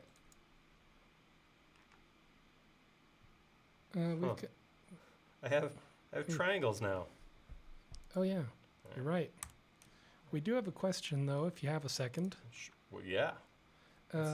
What are the benefits of a space mouse over a regular mouse and keyboard? Well, the big thing is that a space mouse doesn't actually replace a keyboard and regular mouse. You do still have to use a regular mouse with a space mouse. What the space mouse does for me anyhow is, because I do a lot of presentation, so SketchUp users are used to, as I'm in here, you know, doing this sort of thing. This is a normal SketchUp review. But if you're showing somebody who doesn't know SketchUp, doesn't know what they're seeing, it can be kind of jarring. If I use the space mouse, then I can do these nice smooth movements like this, and it's a little bit less of a shock than seeing that geometry pop all over the place. So this is the big thing that I use the space mouse for. The other thing, because I have the Enterprise, I can map buttons right over here. So a lot of my shortcuts, 90% of my shortcuts are right here, or my regularly used shortcuts are right over here under my fingers and thumbs. So it makes it a lot easier to, you know, do stuff from here. It doesn't replace this keyboard. It just, like I said, maybe 70 to 80% of my interaction happens over here rather than having to jump back and forth. They do make space mice that are just the puck, so you can work with just the mouse and the puck. The downside there, though, is I either have to use toolbars or I have to hop over here to hit shortcut keys. So this actually helps there. It's not a requirement for SketchUp by any means, but it is a nice option to have. So it sounds like the customizability of the buttons and the ease of navigation are the big selling points for you personally. Yeah, I mean, like I said, the big thing is 90% of what I do is show SketchUp to people. So anything I can do to make SketchUp look even better is always a good thing. And that's what this lets me do.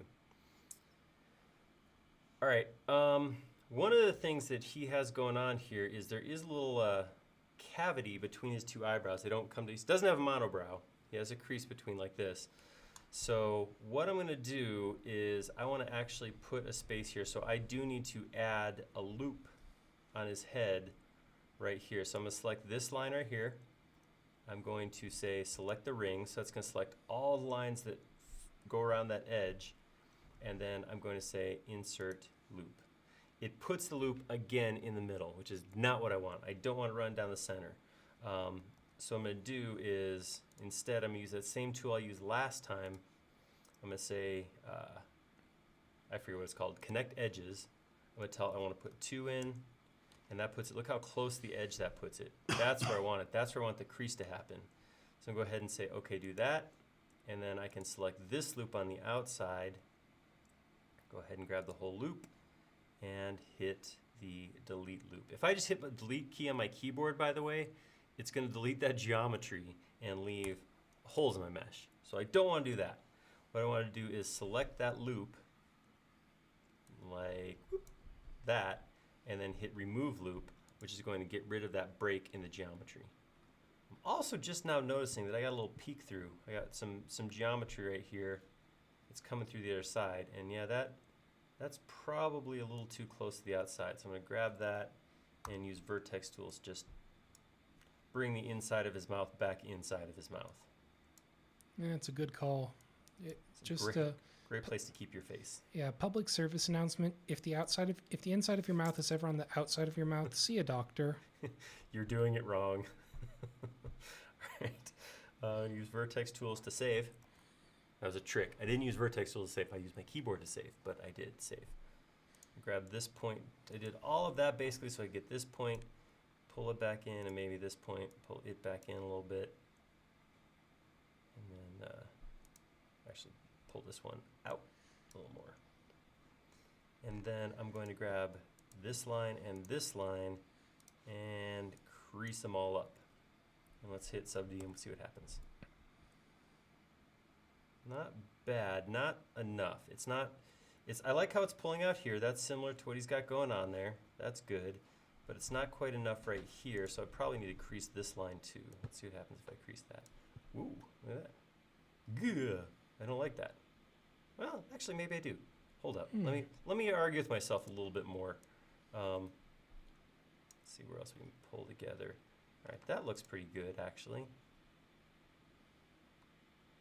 It needs to go a little wider, but I think that's a step in the right direction. Again, I'm at the lowest subdivision right now, and I have this additional crease in the middle to keep in mind. So I modeled this part with a little grain of salt. But if I look at that, that's right. Yeah, this I don't like this. This was too much. I want that to join back together a little closer, and I want the outside edge to pull out a little. But then I can actually come in here and actually his whole head's a little too tall too. All right, a little bit of work to do. We'll start by unsubdividing. I'm going to grab these lines and move them over. I'm going to go into my crease and take this one from 100% down to maybe like 45%. We're definitely getting there. It's starting to look like him. Mm-hmm. That's closer. All right, so I have this at 100% crease. I might actually back that down just a touch. Yeah, so something more like that. That looks all right. So something I can't, it's hard to tell. I can kind of see his face, but it's hard to tell without some key components here. those being like his eyeballs. So his eyeballs kind of rest on his cheek here. I'm kind of feeling like, or actually it's his upper lip his eyeballs rest on. But I'm feeling like that has to go up. So let me, actually I'll just go ahead and do this real quick and see how big of a change it makes. But I think I have to get his eyeballs in here before I can do a whole lot more. Wrong button.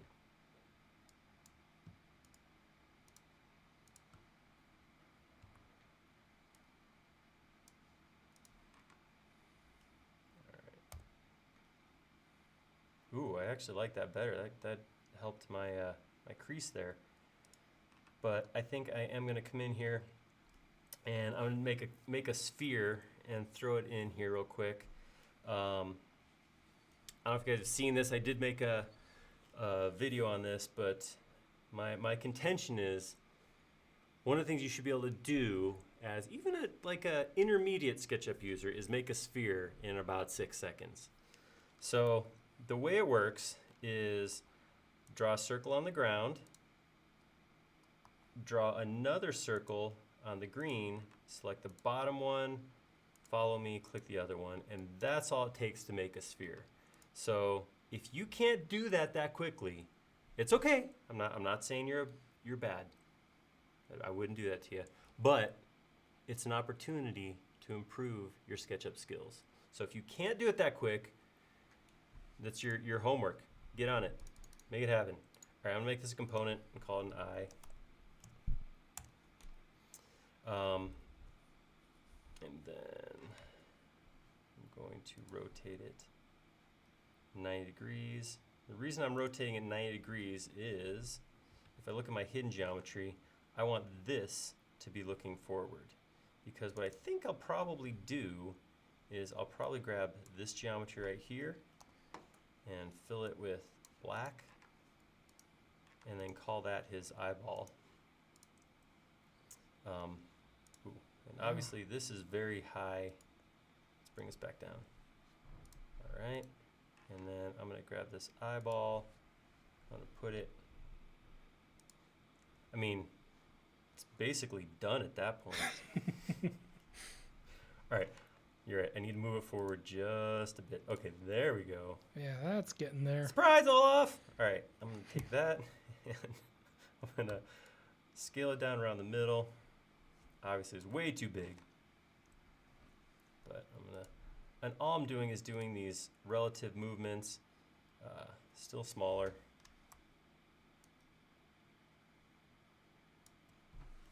I'm holding down S instead of Shift for some reason, but that's a thing that just happened.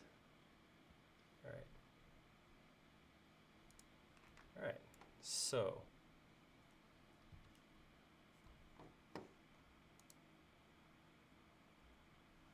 okay, that's, I wanted to check the location of his brow against an eyeball, and I gotta say, I think that's okay. All right, so what I want to do right now is just kind of get this eye where I think it's supposed to be. I really think that that's actually pretty good. I like exactly where that's at, I think.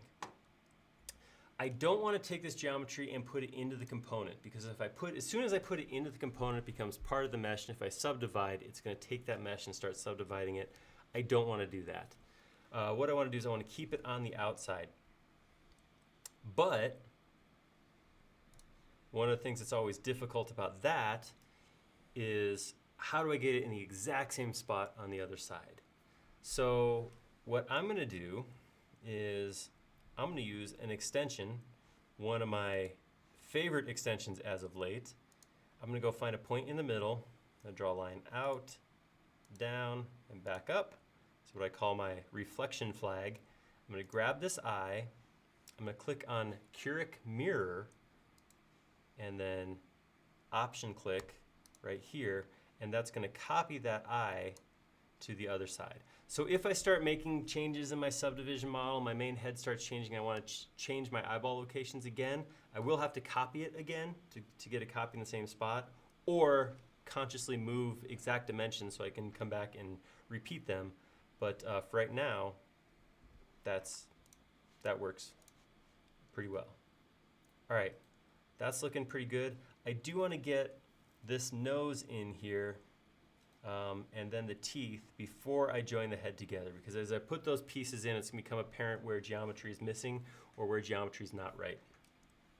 So the carrot is, I don't know how symmetrical it is, honestly. I don't know if anybody has, I don't know, like I said, not a lot of reference imagery out there that maybe I didn't find or anything like that, but I think it's symmetrical. So what I'm going to do is I'm going to draw another octagon on the ground.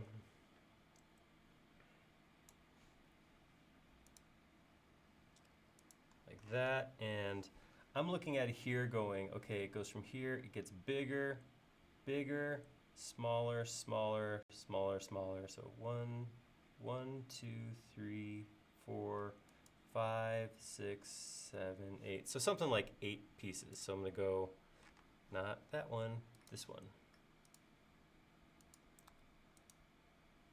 3, 4, 5, 6.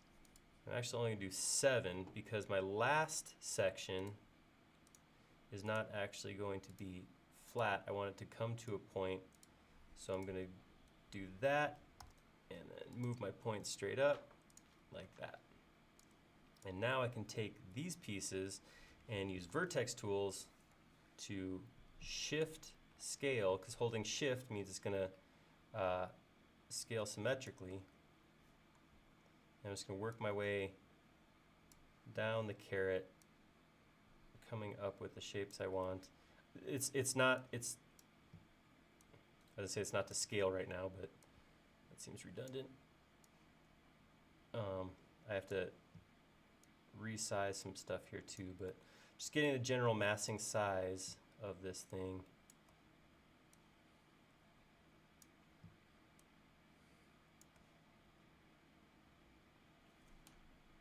No, that was the wrong one. This one should be the bigger one.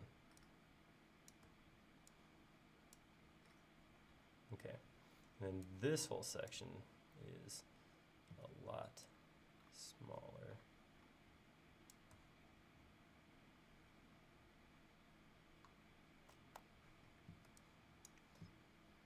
And this may be overkill. I may have put a little bit too much geometry in here, honestly, for this little carrot, but you know, it's the key element on his face. All right, so I'm going to take that, make it a component, and I'm going to subdivide it, see how it looks. It looks okay. It's good, not great from where I'm at. But we'll get there. We'll get to great. All right, I'm going to grab it by the very end and come in here to move it in. I am going to turn on X-ray, and that'll allow me to snap to, I think, maybe this point right here.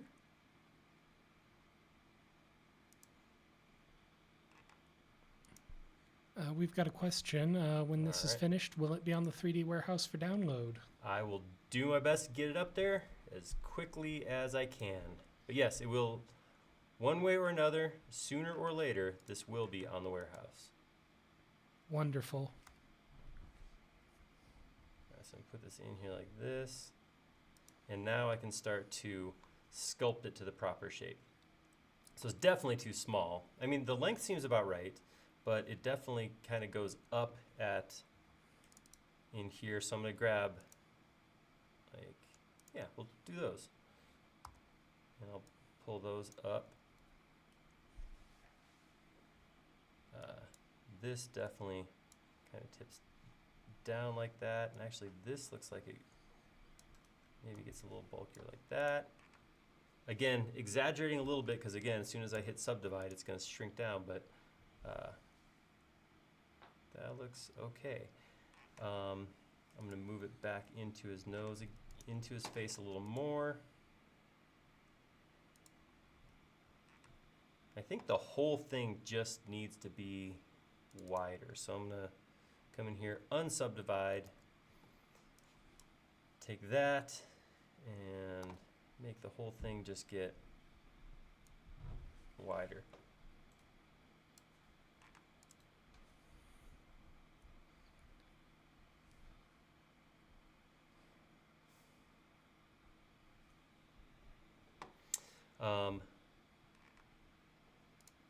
So it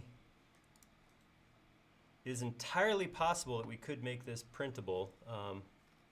We said it, Mandwani. We could absolutely do that. What I would probably do, and maybe I'll do it. I don't know. We'll see how things go here. I never want to promise anything.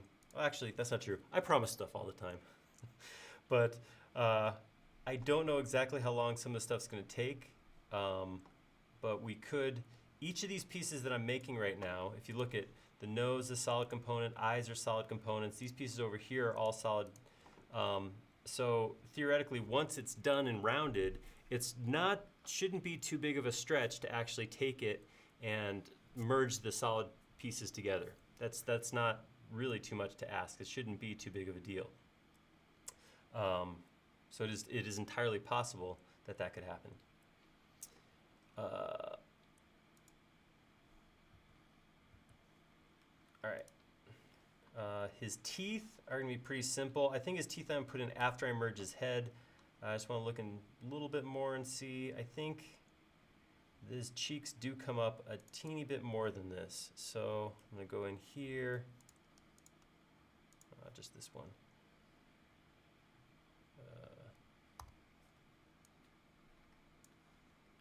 Pull that up.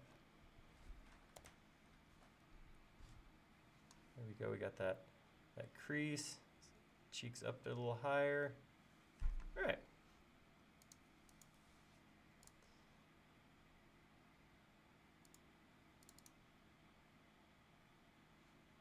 All right, this is where I could probably spend another hour fine-tuning, but it would be a lot of soft grunting, mumbly noises over here as I go through and unsubdivide, move something, subdivide. But you guys get the idea. So that's where we're at now. I'm going to kind of move this thing along because we still got arms to model.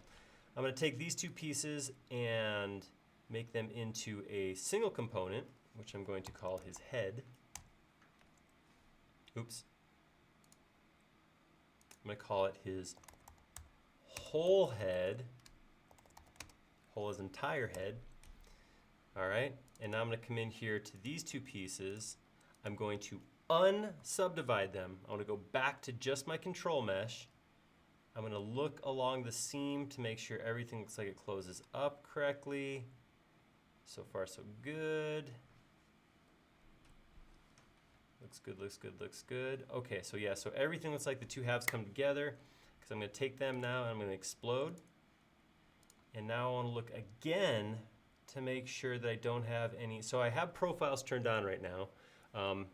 We know profiles aren't fast style. It does slow down the rendering a little bit. But one of the nice things about profiles is it tells you when your geometry is not connected. So one of the things that happens to me on occasion when I model in two pieces like I just did is when I join it back together, I'll find that I move something and create a gap between the two sides. If I did that, I'll actually get a profile line there because there'll be a break in the mesh. If I look around at all these edges and I have this nice, clean, single line, where I had a problem here before, so I'm double checking that, then I know everything is joined back together properly. That looks good. All right, so I'm gonna take that and I'm gonna subdivide again. And now is when I will come in and I will clean up if I want to, like this beaky shape right here. Which I do. I don't like that. All right, so I'm gonna grab this right here and this right here. All right, so I grab those lines from both sides. So one of the problems, whoa, yeah, somebody just put up a picture of his carrot, and his carrot is significantly bigger than what I put on there. Sorry to sell you short, buddy. So one of the issues, I talked about this before, the reason I don't model in one piece is because I want my left and right side to stay the same. So right now, I want to take that mesh, those two lines, and I want to bring them out on the outside of his face. So to do that, rather than move, which is what I would do with one side, is to take both sides, move them both directions. I'll use Vertex Tools and Scale. So as I grab them now, I'm going to stretch out across his face like that, which is going to, rather than give him the beaky look, it's going to give him, there's my more soft lip that I'm looking for. I'm going to do the same thing down here on the bottom. I'm not really worried about the inside of his mouth. I don't care what that looks like back there. But down here, I'll do the same thing. I'll grab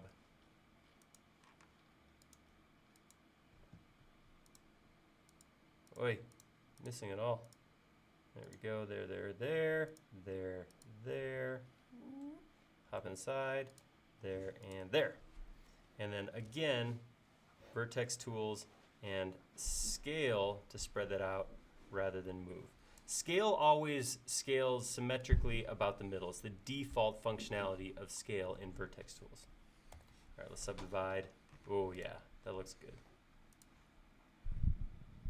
If I want to, you know what, actually, he's got a little bit of a, it's kind of comes up and out a little bit, so I think what I might do is I might actually take these two surfaces,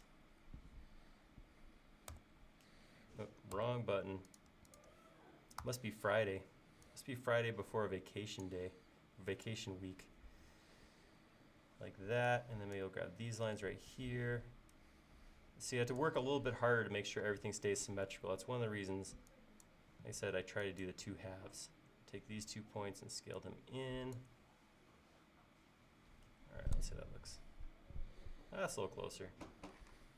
The whole thing, though, it definitely looks like what I really got to do is just extend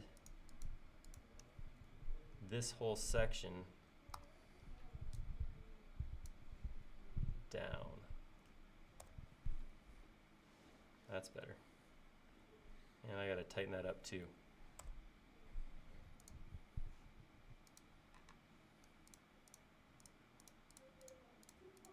Grab all of this, Vertex Tools again, and narrow it a little bit that way, and a little bit this way. All right, we got a question from, I apologize if I get your name wrong. It looks like it's, yeah, I'm not going to get this right, so I apologize in advance. Just go for it. It's too late now. I Just gotta think, go for it. Yvonne?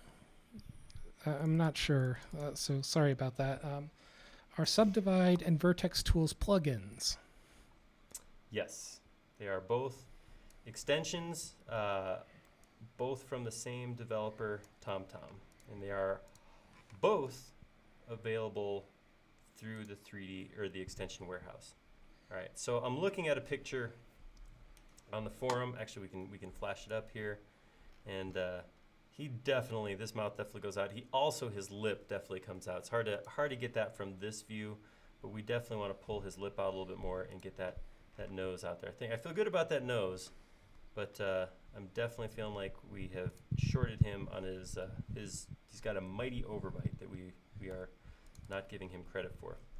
So I think I can grab these two and use Vertex Tools, just slide that well forward like that, and then I'm gonna come over here, grab these guys right here, 3 vertices, pull them forward as well, and we'll try Subdivide and see how that looks.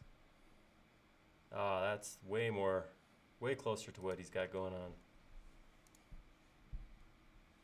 All right. Olaf is coming together, guys. One last thing on his face, of course, is his teeth. He's got some teeth right here. And I think what I'll probably do to make this is make a very low quality arc. So I just made an arc with 4 sides. I'm going to take that arc, I'm going to offset it in like that, and I'm going to close that up and then pull that up. And I think that's all I'm going to do for his teeth, because I think if I take that,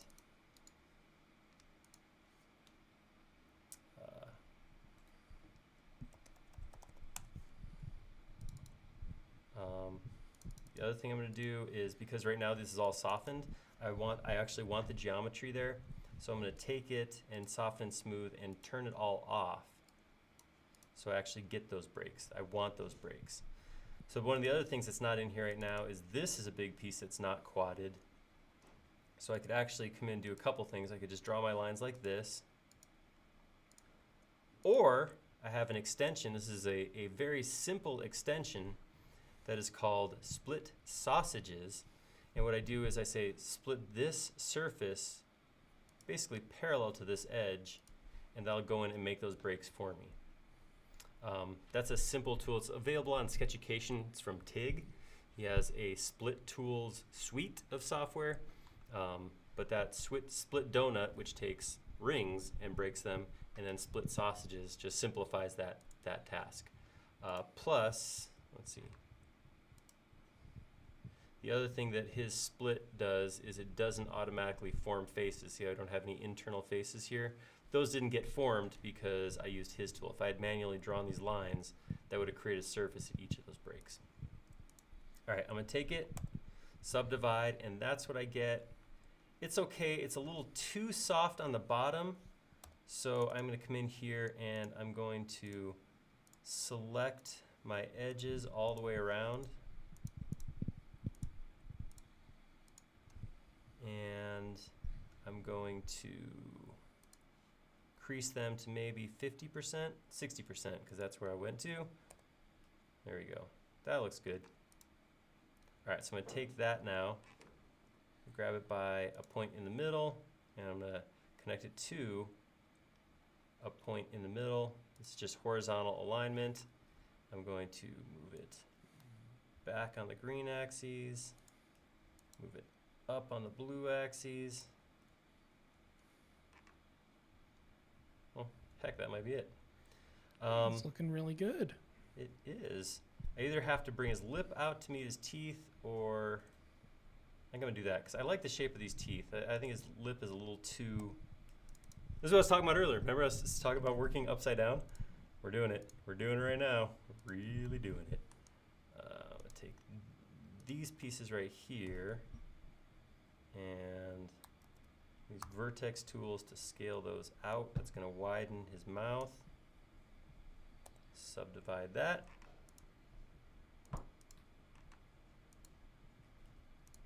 There we go. All right.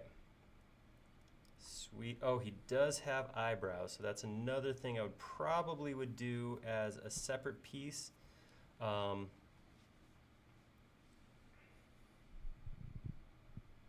No, let's make it part of his head. Oh, except of course, I went in and did the thing I was talking about. Inevitable. It's inevitable. That always happens. I always, here we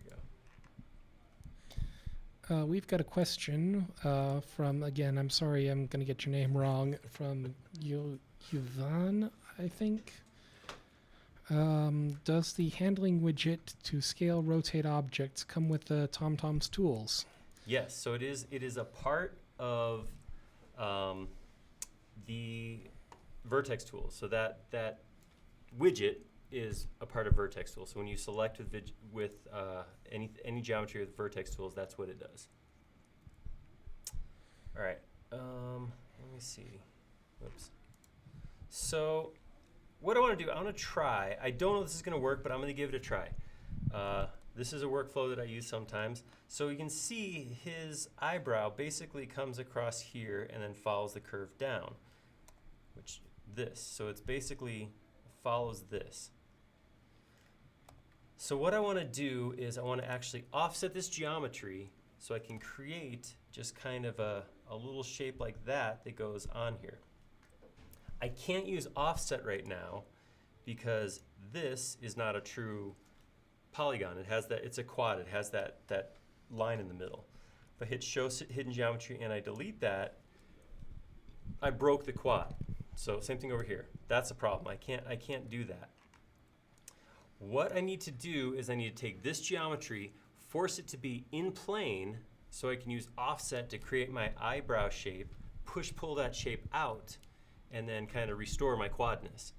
So I'm going to do this 2 times because I have 2 eyes. So repetition, good for learning and stuff. I'm going to take this, I'm going to hit Vertex Tools, and one of the commands in Vertex Tools right here is Make Planar. I'm going to hit that, and that takes those 4 sides and puts them all in plane. That means I can come in and grab this line in the middle, delete it, and it all stays there. It doesn't go away. I've used Make Planar from Vertex Tools to do stuff in models that have nothing to do with subdivision whatsoever. I use it actually quite a bit in like residential construction models, when make sure my surfaces are flat, that kind of thing. Once I've done that, I'm going to use offset to pull this in like this, and then I'm going to use offset again to pull that in. And now I'm going to go, this is what I want my eyebrow to look like. That's cool. It's not a quad, so I do need to break it. Now this is quadded, but the shape that it's in is not. If I was to hit quad right now, watch what's going to happen. It's going to make a mess. Yikes. Look at all that mess. Look at all that stuff it did. So when you hit subdivide, it takes the mesh that you've put in front of it and breaks it into pieces so that it can run the subdivision algorithm to it. If you have a mess like this where it's not even near quadded, you're going to get weird geometry, which is going to make the subdivision algorithm do even weirder things. So I'm going to back up a little bit. I do want to pull these out because I want some length there. So I'm going to manually go in here and quad this real quick. So I'm going to say that's going to connect there. This is going to connect here. And now I got to figure out what happens here. I have a couple of options. I might just do something like this. With that, I've now re-quadded my geometry. So if I hit subdivision, I get that's kind of what I'm looking for. It is my eyebrow. There's still some weird stuff going on, but I can kind of see that's sort of what I want to do. I'm going to come in here and I'm going to grab my geometry around the edge where the eyebrow meets the face. I'm going to grab those and I'm going to crease those. Whoops, wrong button. I'm going to crease those to like 90%. I want that to be a pretty sharp transition. My subdivide. Okay. There's some weirdness where this is pulling underneath, so I need to do a little bit of cleanup there, but this is not looking too bad. I think this is looking all right. So I might take that and slide it back this way a little bit. I'm going to grab that whole piece, nope, that piece, move it up the head considerably. There we go. Yeah, that's getting close to what I want. Oh, we've got a comment in chat we should probably be saving about now. Killjoy. Okay. Joking, of course. Always appreciate the reminder. All right, so every once in a while, I'll get geometry like this, and I'll have to go and figure out what is going on. Usually there's a way to use crease to pull this geometry back to where it should be. I think right now, if I crease this line and pull this back, I think it will help. Let's see. Go ahead and hit crease, increase, yeah, there we go. Not even much, just 23 out of 100, and that uncreased the weirdness in his head. Some of it. Still got a little weirdness. Maybe crease a little more. So creasing isn't just to put a literal crease in here, but it also works to pull geometry back so it doesn't get as subdivide-y as it wants to sometimes. Sometimes it gets too subdivide-y. Same thing here. I'll just grab this guy, crease that a little bit to pull that up.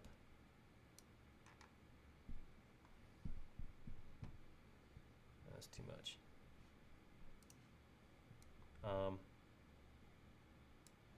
There we go. I think I can increase this one and to pull it back down. All right, so this is the fine tuning I was talking about. This is where you can really spend some time pushing and pulling as, that's a little SketchUp humor for you there. Pushing and pulling how that geometry meets together. All right, I'm gonna real quickly do the same thing with this one. I wanna get another eyebrow on here, but I'm just gonna run through it fast because we already did it once, so I don't wanna necessarily walk through all that step by step, but I'm gonna do some offsetting to get my eyebrow geometry in here. I'm gonna just get that like that. Push, pull that out. About the same amount. And then I'm gonna go in here and re-subdivide, re-quad my quads. There we go. And then again, come in here and crease these pieces all the way up. And then when I subdivide, I'm gonna see where I have some issues. And then that's where I'll come in and I'll use crease again to pull those creases, those pieces back to where they should be.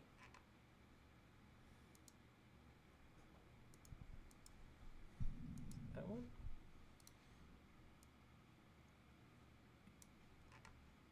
All right.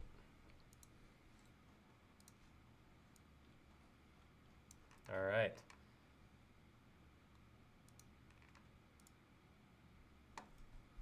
Cool. He's looking Olaf-y. All right, so we have a couple things going on. First thing, we got some twigs, and look like they are pretty consistent. He's got one that comes up, and then he's actually three pieces, three twigs. So yeah, so everything right now, Dave's asking if these are solids. Right now, every piece I've got on the screen is a solid. Yes, right now they're all solids. Whoops. Horror show. All right, let's throw these on here real quick. Trying to decide if I even subdivide his twigs. If so, they're going to be way lower quality because I don't really care as much about. So I may drop down to 6 sides, and we'll do something like, it's got a chunk that goes up like that, and then, whoops, wrong button. Another piece that goes up like that, and then that goes, go like this. And then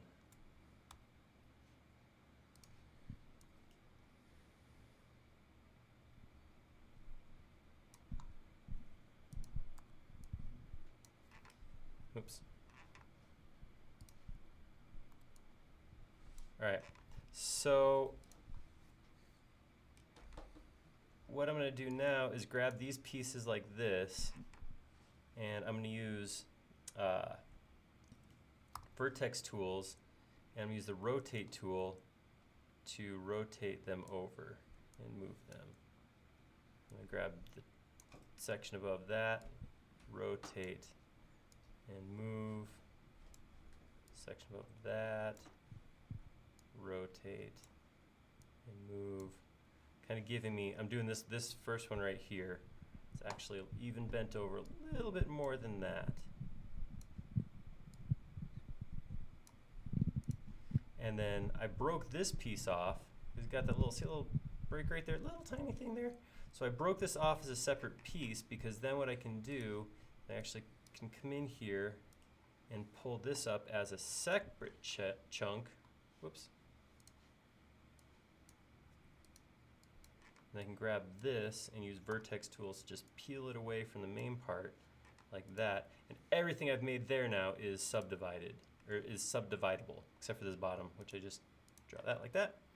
I'm going to triple click and make this a component. I'm going to call this twig 1. and then I'll subdivide that, see how it looks. Looks pretty cool. Some of these parts need to get this right here. Use Vertex Tools to shift, scale that down to smaller. Probably same thing here a little bit. All right, that looks like it's gonna work. One of the things that's happening right here, I don't like this.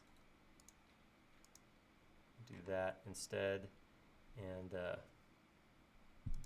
I'm gonna actually take that and, whoops, wrong button. Use Vertex Tools again to scale that down like that. All right. All right, that's, again,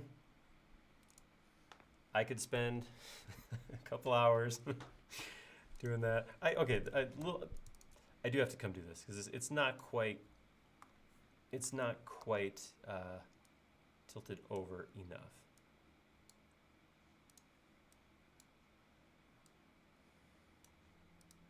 All right. That's good. Does it look good? I don't know. All right, take this, crease it. Oh, I'm gonna spend the rest of my time on this one twig. All right, there we go. That'll be good enough for now. Let it go, let it go, let it go. You're not a singer, are you, Casey? Oh no, definitely not. Hey, I'm cool with that. There are some people who would already have launched this song by now, and I appreciate you not being one of them. You're very welcome. All right, let's take it down. Sweet. And it's hard to tell, but there's actually 3 twigs. This one is kind of a like a fork shape, goes up and then twirls over, and then this one in the back, this long one, is a whole separate piece. So I'm just gonna go ahead and throw that in super quick. I'm just gonna go 1, 2, 3, 4, and we'll do that. Up 1, 2, 3, 4, and then we'll just, again, Vertex Tools, give her a little kick off to the side. Again, take this one and move it over. And then I'm gonna just do that. I'm gonna scale that down to, nope, I'm gonna use Vertex Tools, not scale. Oh, I'm so conditioned. Same thing here. So my stick tapers as it goes up. And then I will manually quad this at the bottom. Make that a component, call that twig 2. All right, I'm gonna grab all of that and use Vertex Tools to scale it a little longer. And then I'll bring that way down. Subdivide it, drop it into his head. Scale it some more.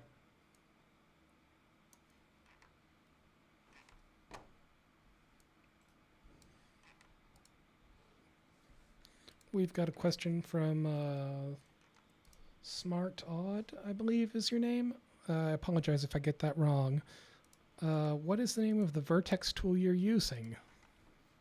The Vertex tool I'm using is called Vertex Tools. I'll go ahead and post a link to it in. I don't think that came out sarcastic. But it was that is really what it's called. I'll go ahead and post a link to it in chat. Casey's got you covered. All right, I'm gonna take this. This stick has a very similar shape to the first one, so I'm gonna take this first stick and I'm going to make it unique. I'll rename it to Twig 3, and then I'm gonna come in here and I'm gonna just make some changes. I'm gonna grab this, slide that back.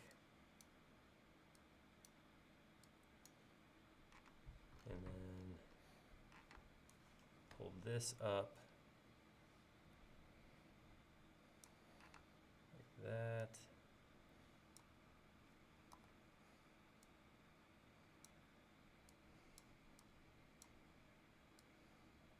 I need another break here, so what I'm gonna do is grab one of these edges, tell it to grab the whole ring, put a loop in, and then I can use Vertex Tools to break right like that.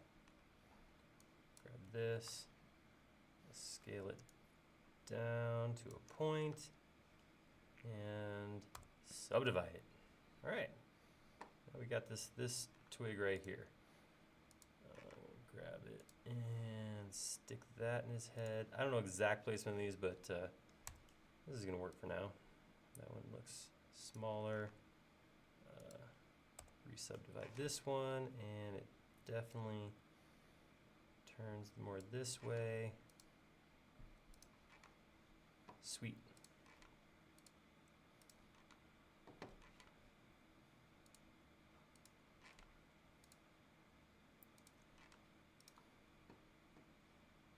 I don't know, something like that.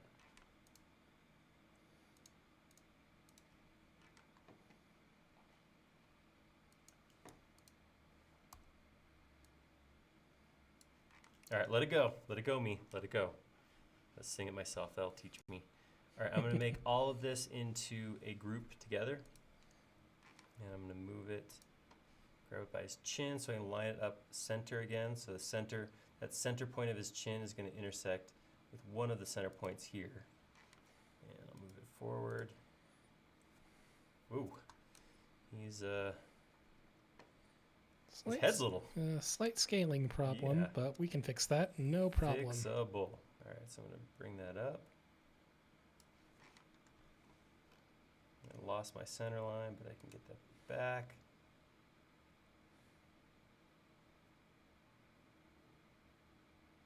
All right, I'm going to turn X-ray. I was trying to line it up from the outside, but sometimes you just got to get inside and do that sort of thing.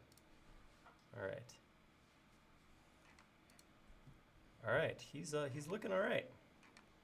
Slide this back. Got to get a good head on your shoulders, Olaf. You're welcome, dad joke enthusiasts. All right, so we're looking okay. Let's. All right, I'm liking it. All right, so we have a couple arms to do. I think what my inclination would be to make a single arm, copy it, and then make changes to it. So I think I'm going to go with that. This is not going to be too different from our sticks. So I'm going to go grab my polygon again, draw something on the ground. I'm just going to come up a little bit, and then it's going to taper. And it's going to come up again to the elbow. At the elbow, it's going to taper down. Then it's going to taper up, at which point the thumb is going to split off from the hand.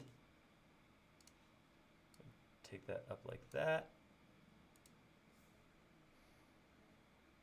And I'm going to select that. Use Vertex Tools to slide it over. So then I can use push-pull again. Whoops, push-pull. I keep grabbing crease. Pull that up, that's his hand there. Whoop, nope, hey, come on. Do the same thing I did before. And get creative here. I don't know if this is gonna work, what I'm about to do. That's never stopped me from doing it live in front of everybody before. So, I'll go like that, and I'm gonna split this in half this way. And I'm going to push this up like this. Oops. It's supposed to look like sticks, you know, so I don't want it to be too pretty. That's my excuse. I'm going to do that, and then Vertex Tools to slide it over. I'm sliding it over so the geometry doesn't just join back together when I push-pull again. Oops.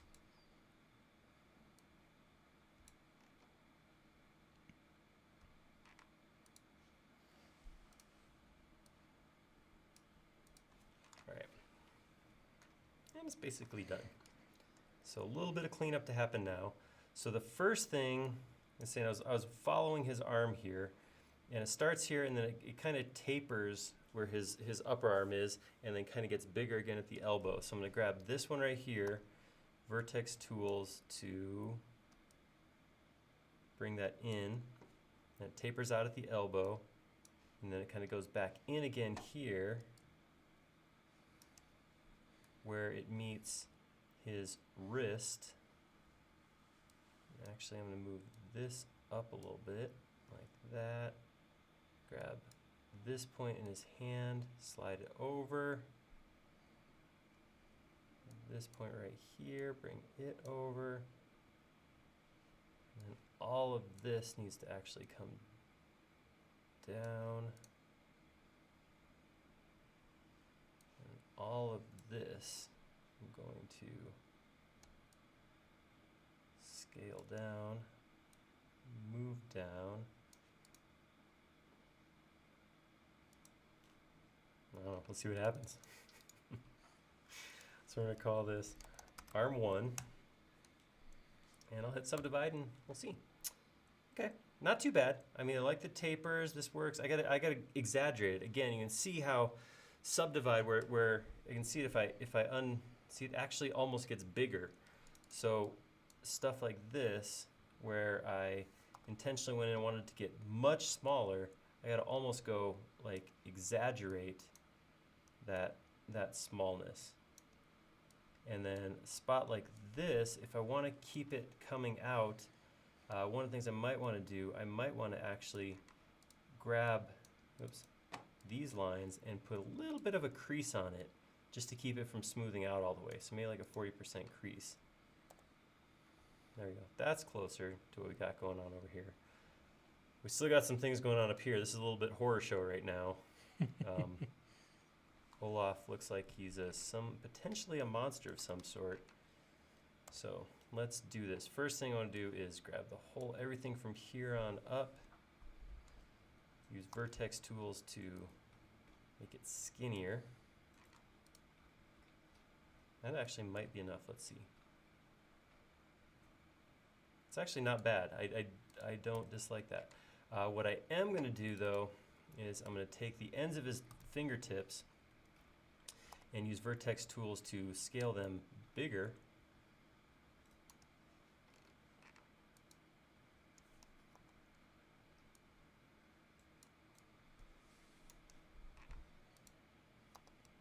Bigger and bigger and bigger. And then actually might bring some of this geometry in so it's not quite so exaggerated.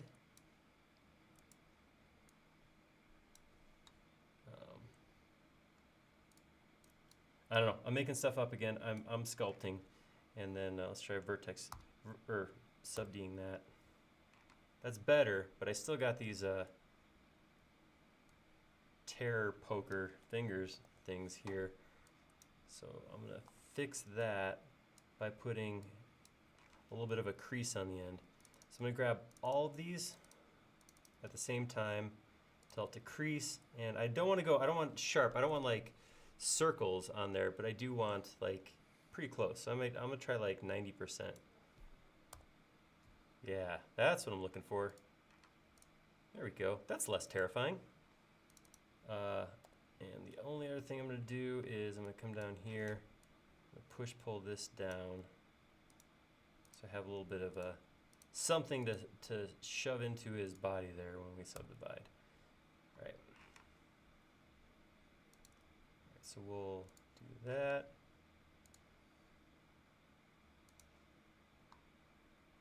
Perfect. Perfect, barring or assuming we do a little bit of scaling. You know, he's got like infant proportions. Like, you know, little kids are first born. You're like, man, it's a good thing you don't have to like do things with your own head because you can't even reach up there. Right. Yeah, I saw an image the other day somebody had posted on the internet of what it would look like if we grew proportionally to that, and it was very, very strange. It's a good thing that doesn't happen.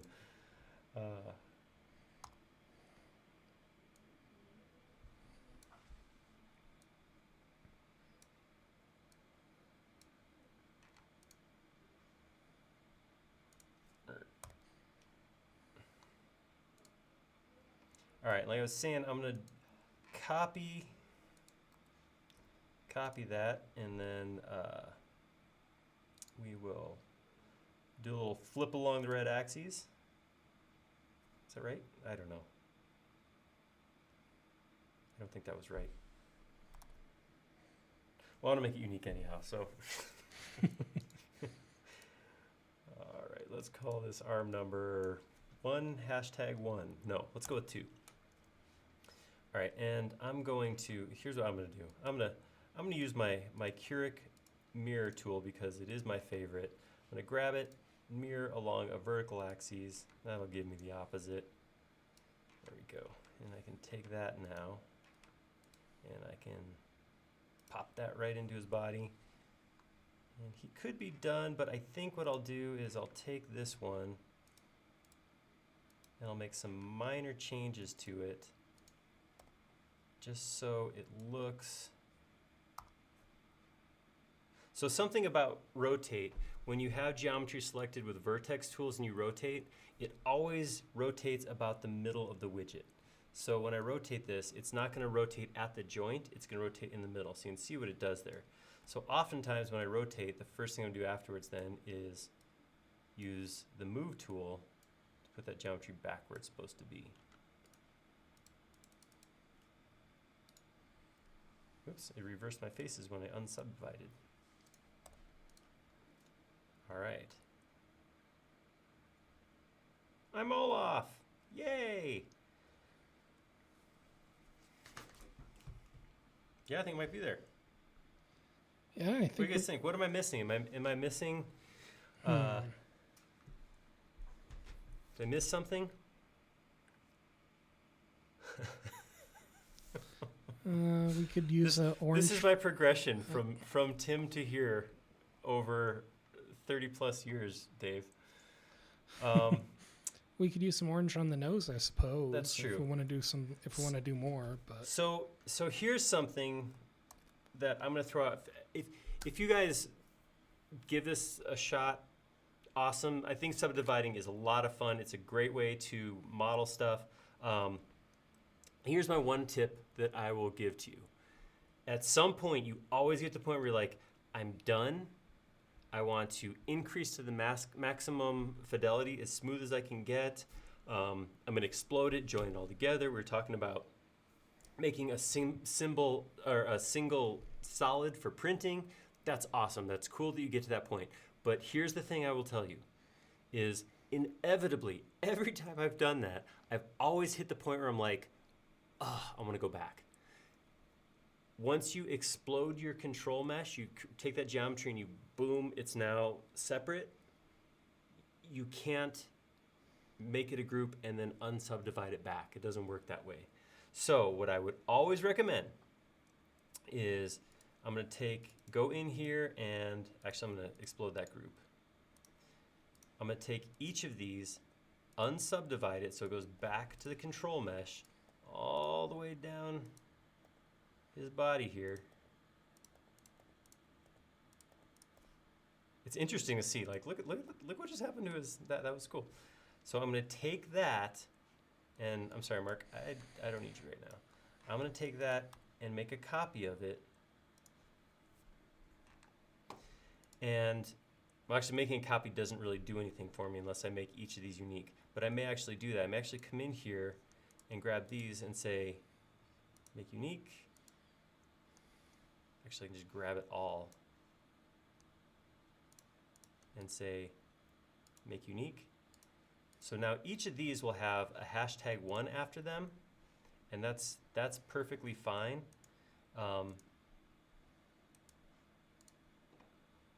These guys over here now, the reason I want to make unique is because they're still components, or half of them are components. So every time I subdivide over here, I'm not re-subdividing over here. The reason I'm doing this, like I said, is if I ever decide I want to come back in, I want to make a change, I don't like the way a part of it looks, or I want to, whoops. or I want to make a change to some geometry, I can't unsubdivide. So it's kind of a big thing. At this point, I could come through here and I could say, okay, now let's bump up. Let's take this all to 4. And the reason I do this at the end, like I said, is it becomes a lot more work and a lot of geometry. Some stuff you don't necessarily have to increase. Like the coal actually is probably better suited to the less divisions, because I want it to be kind of lumpy and non-symmetrical. So maybe I'll leave those out at like a level 1. And then take the parts that are snow and bump those all the way up. Same with the twigs. I probably won't increase these because I actually want them to be kind of a little bit jagged. But his face, his teeth, for example, I'm going to bump those all the way up. And I'm going to save. If I have big complex geometry when I start increasing, Subd will eventually tell me, I don't know if I'll hit it or not, but it'll eventually tell me, hey, you're asking a lot of me right now. There it is. This could generate a large number of faces, could take a long time to complete. I'm going to cancel because we're on a live stream and sitting and watching a computer do its thing is not exciting. But I'll increase the fidelity here too. Oops, bump that up.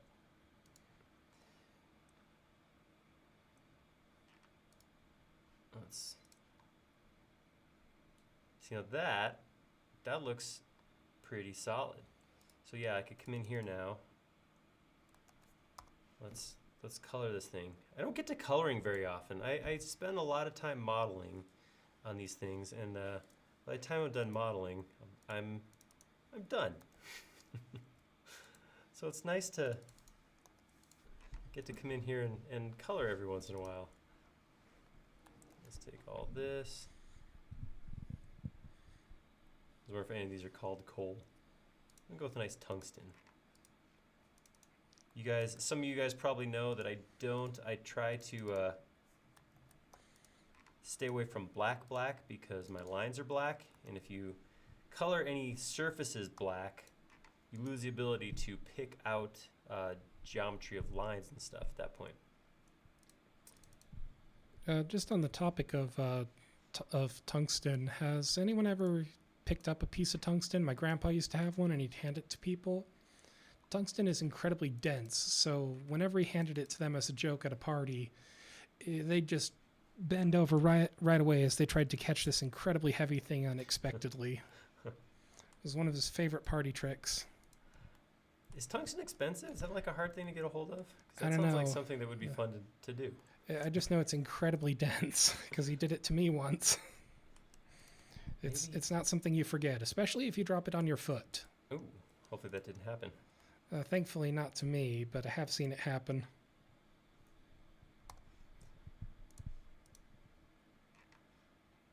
Grandpas can get away with that sort of thing.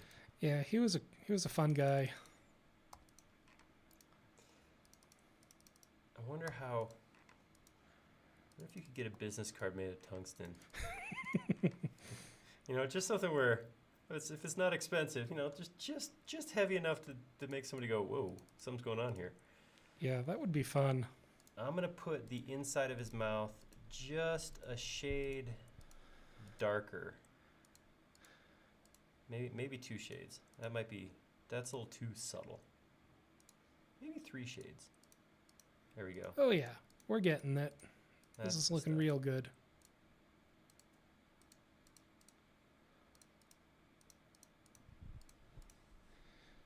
Dave says tungsten is cool. We use it for weights in Pinewood Derby cars. Oh, well, if it's in Pinewood Derby, it can't be too expensive then, right? Yeah, I imagine so. Scouts aren't known to be rolling in money, so... He also says he has a handful of titanium bolts. He likes to pretend that they're super heavy and hand them to people. Titanium, I know, goes the other direction. Mm-hmm. Woo! Look at Olaf. That looks really good. So, I'm going to save. I'm going to go ahead just for fun now and turn on my hidden geometry. You guys will see. So this is where I was saying you want to be conscious of when you crank your subdivision, at what point. It's tempting to work in the highest subdivision level, and maybe if you have like a Liam Keating level work machine, you can do that, where it's like just a super powerhouse machine. I don't have that sort of computer, so I don't do that. But you can see there's a lot of geometry here. It's a beautiful model at the end of the day, It did turn out cool. It's going to take some heavy lifting computers to run this in real time. Yeah, so just something to keep in mind when you're subdividing is keep an eye on there. So this is where you do want to use things like fast styles. So I probably can work on my styles and get rid of my my profiles to speed up my rendering to screen. But yeah, something to keep in mind too as you do that. But there we go. That's my Olaf. Well, it looks good to me. Yeah, it turned out all right. Like I said, there's definitely some spots I would probably spend I'd spend some time tweaking his cheeks and that kind of stuff. But overall, I can't say that it was bad. All right, so I knew it was only a matter of time. I wasn't sure who was going to be that asked it, Karsten, but let's see if we can make a single solid. Oh boy, this will be fun. I'm going to save. Good idea. Actually, what I'm thinking, I can't remember how this works, but I'm going to go ahead and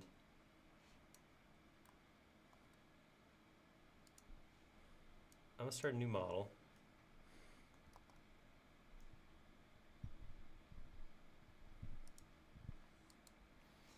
And close that one. Let's do this in its own thing. And we'll come through this one right here, and we'll try to join these together. This is the same, so make that unique. Everything else is okay. Let's see what happens. All right. Here we go.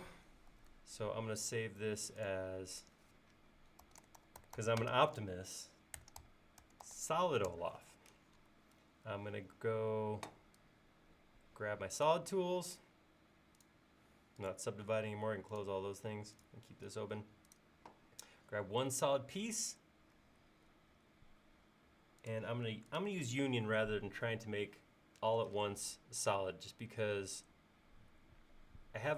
I'm concerned that I'm going to hit an issue with small faces like immediately, but we'll see.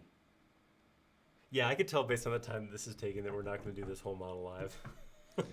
Yeah, if you want to do it yourself, it'll be up on the 3D warehouse later. Casey's got it in one. I have a feeling that is what we'll actually do is I will post, I'll clean up the model. I'll leave both divided, subdivided and control mesh models in one model and post that one. But yeah, I can see the issue is not that it's hard for it to do that. The issue is, yeah, so I do have some issues. I already have some holes in here. So one thing I'd probably want to do before I started this is blow this thing up to enormous, like maybe 10,000 times the size. But again, as it's going through and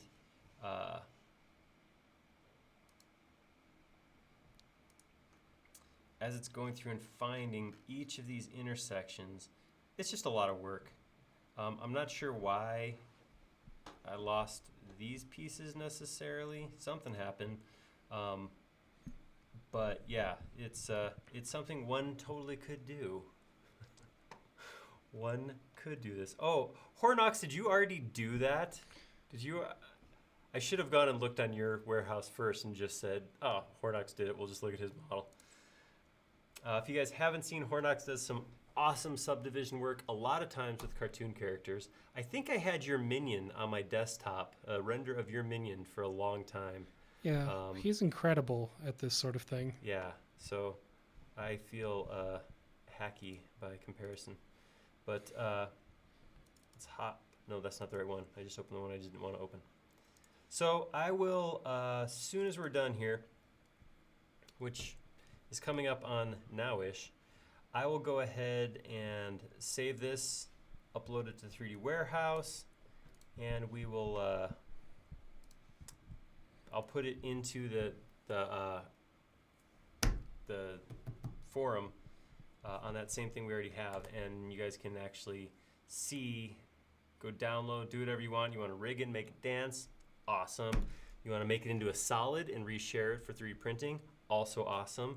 You want to go through and pose him and make him look different, that's cool too. Like I said, I will put the original control mesh in here as well, so you'll be able to do that. And yeah, so this will be up there.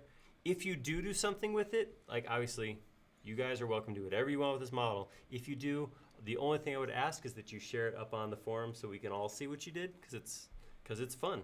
That's really no reason other than that. It's not a terms of service or EULA thing. It's fun to share. So yeah, we're there. So a couple points of business real quick. We won't be here next week. Actually be on vacation. Next Thursday is Thanksgiving here in the US, so we don't have work on Thursday or Friday next week, so we won't actually be in the office at all. So not gonna come in model. Sorry, I love you guys, but I'm taking the day. So we'll be back at it the week after, though. I believe we're doing the Tower Bridge in London, so that'll be fun. Because I do know the difference between the London Bridge and the Tower Bridge, and the Tower Bridge is actually the one we're doing. I'm not going to say London Bridge and then model the Tower Bridge, because that would be so tourist of me. We're going to do the Tower Bridge here. That'll be a fun one. I got to get some good pictures together for that. But other than that, we're done, guys. So I want to thank you all for coming. Again, like I always say, if it wasn't for you, this would just be us sitting in a room modeling, which wouldn't be bad, but it's not nearly as much fun as when you guys hang out with us. Yeah, that's all we got for now. If you are off, have a great vacation. If you're in a place that doesn't take next week off, then enjoy your week. And the following Friday will be twice as awesome for you guys because you didn't get that Friday off. So anyhow, thank you very much. I appreciate all you guys for showing up. As always, thank you so much for hanging out with us.